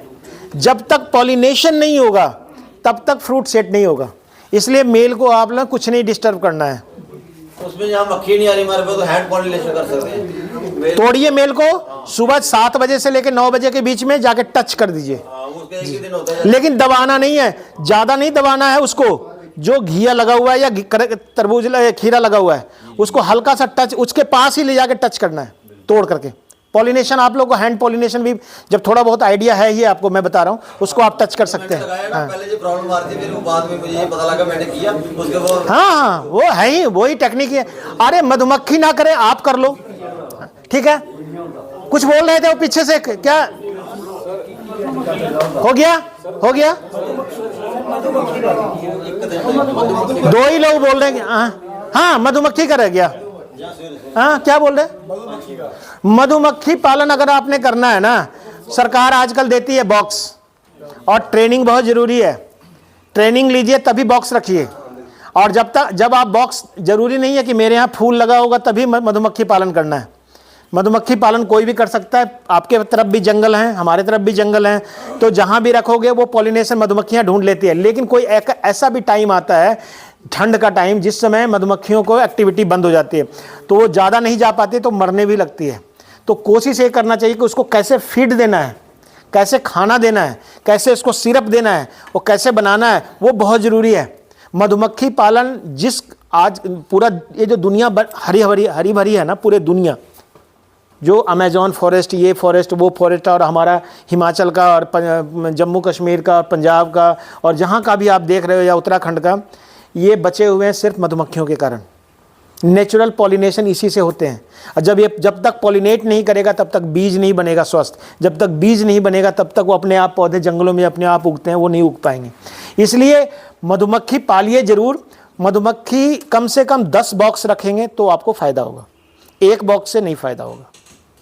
10 बॉक्स अगर आप रख सकते हैं, मेंटेन कर सकते हैं, तो 10 बॉक्स के ऊपर 1, 2, 3 बॉक्स तक आपके घर की रिक्वायरमेंट होगी। इनकम अगर जनरेट करना है तो I have to go for 10। उसी तरह से पॉली हाउस का बात रह गया। अगर आपने पॉली हाउस में कल्टीवेशन करनी है, तो कम से कम 1000 स्क्वायर मीटर का पॉली हाउस आपके पास होना चाहिए। 500 स्क्वायर मीटर से आप इनकम जनरेट नहीं कर सकते।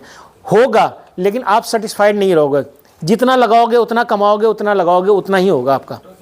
लेकिन इनकम जनरेट करनी है तो आपको पॉली हाउस में 1000 स्क्वायर मीटर से कम का पॉली हाउस, यानी कि 2.5 कनाल एरिया का चाहिए। ठीक है। दूसरी बात, जो पॉली हाउस में हम कभी भी नॉर्मल क्रॉप नहीं लगाएं, वो ही क्रॉप लगने चाहिए जो हाई वैल्यू क्रॉप है। जैसे शिमला मिर्च, वो भी कलर्ड, रंगीन, पीले वाला, हरे वाला, लाल वाला, इस टाइप के, नारंगी वाला, पर्पल कलर वाला, कई सारे आते हैं।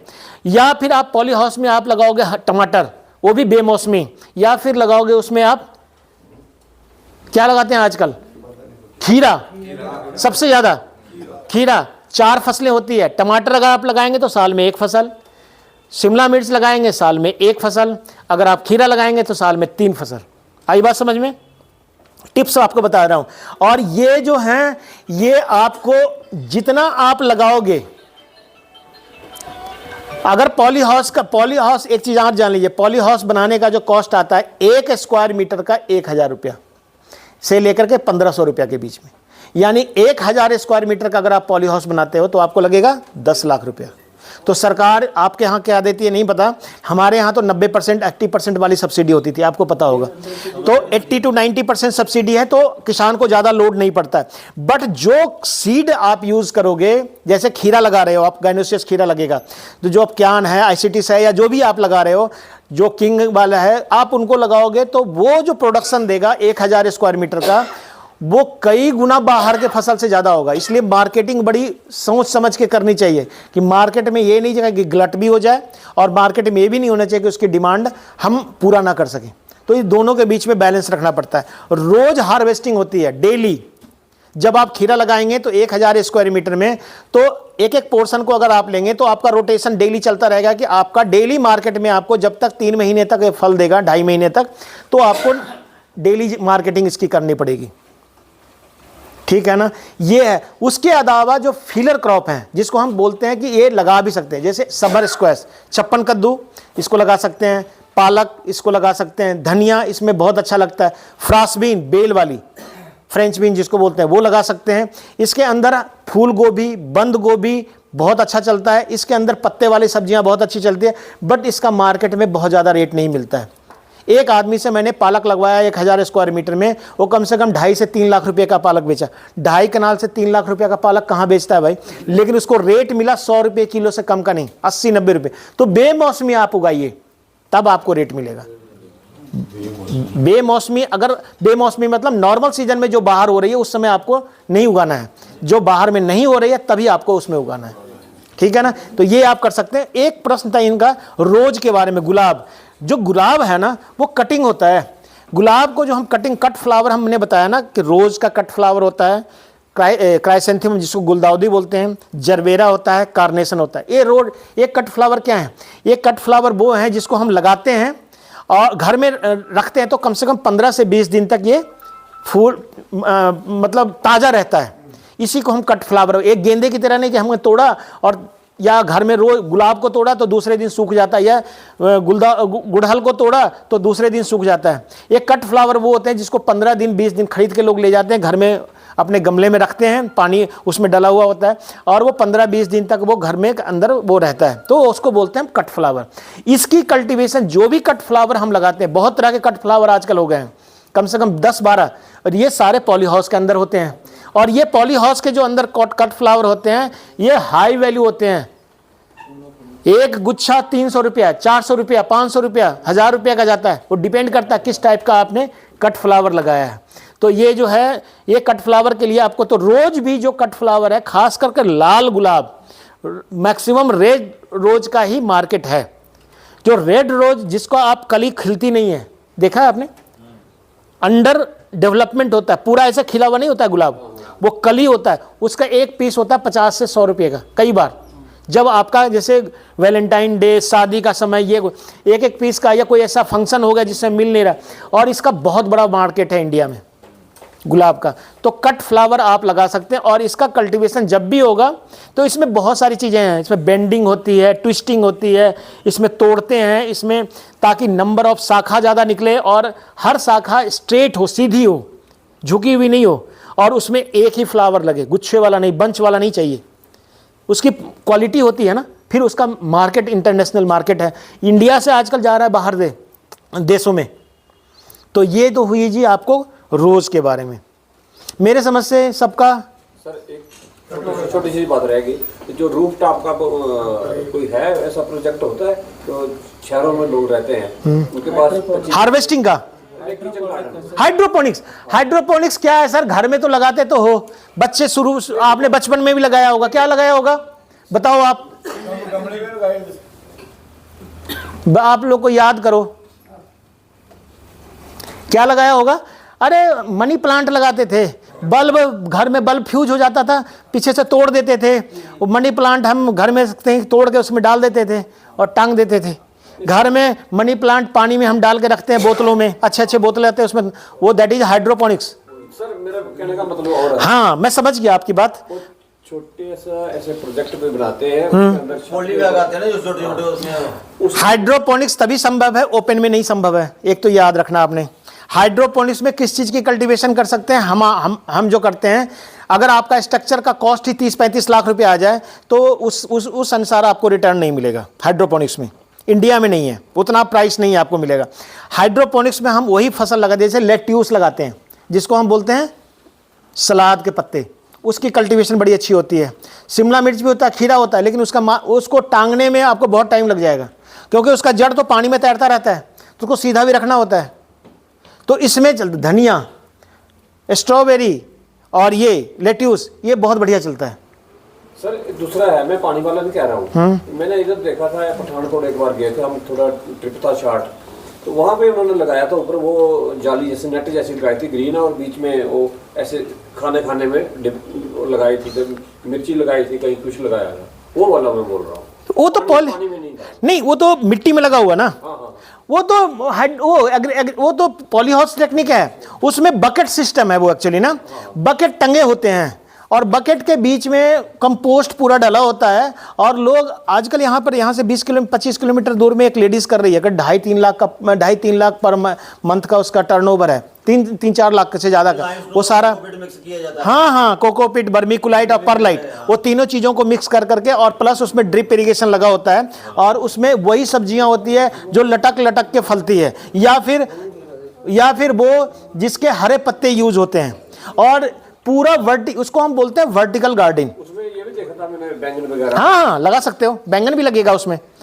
पॉली हाउस में बैंगन सक्सेसफुल नहीं है, लेकिन बैंगन की कुछ ऐसी वैरायटी है जिसको पॉलिनेशन की जरूरत नहीं पड़ती है, वो जिसको हम बोलते हैं गाइनोसियस, वो जिसको हम मेल फीमेल नहीं बनता, उसमें सिर्फ फीमेल बनता है, वो बैंगन की वैरायटी अगर आप उसमें चाहो तो लगा सकते हो। करेला की 1-2 वैरायटी है जो IRI ने दी है, वो भी करेला अगर आप लगाएंगे तो बाहर नहीं चलेगा, लेकिन अंदर पॉली हाउस में जितने फूल लगेंगे उतने फल लगेंगे। वो आपके डिपार्टमेंट के अंडर आता है, कोई सब्सिडी वगैरह मिलती है उसकी? नहीं, सब्सिडी इसमें नहीं होती है।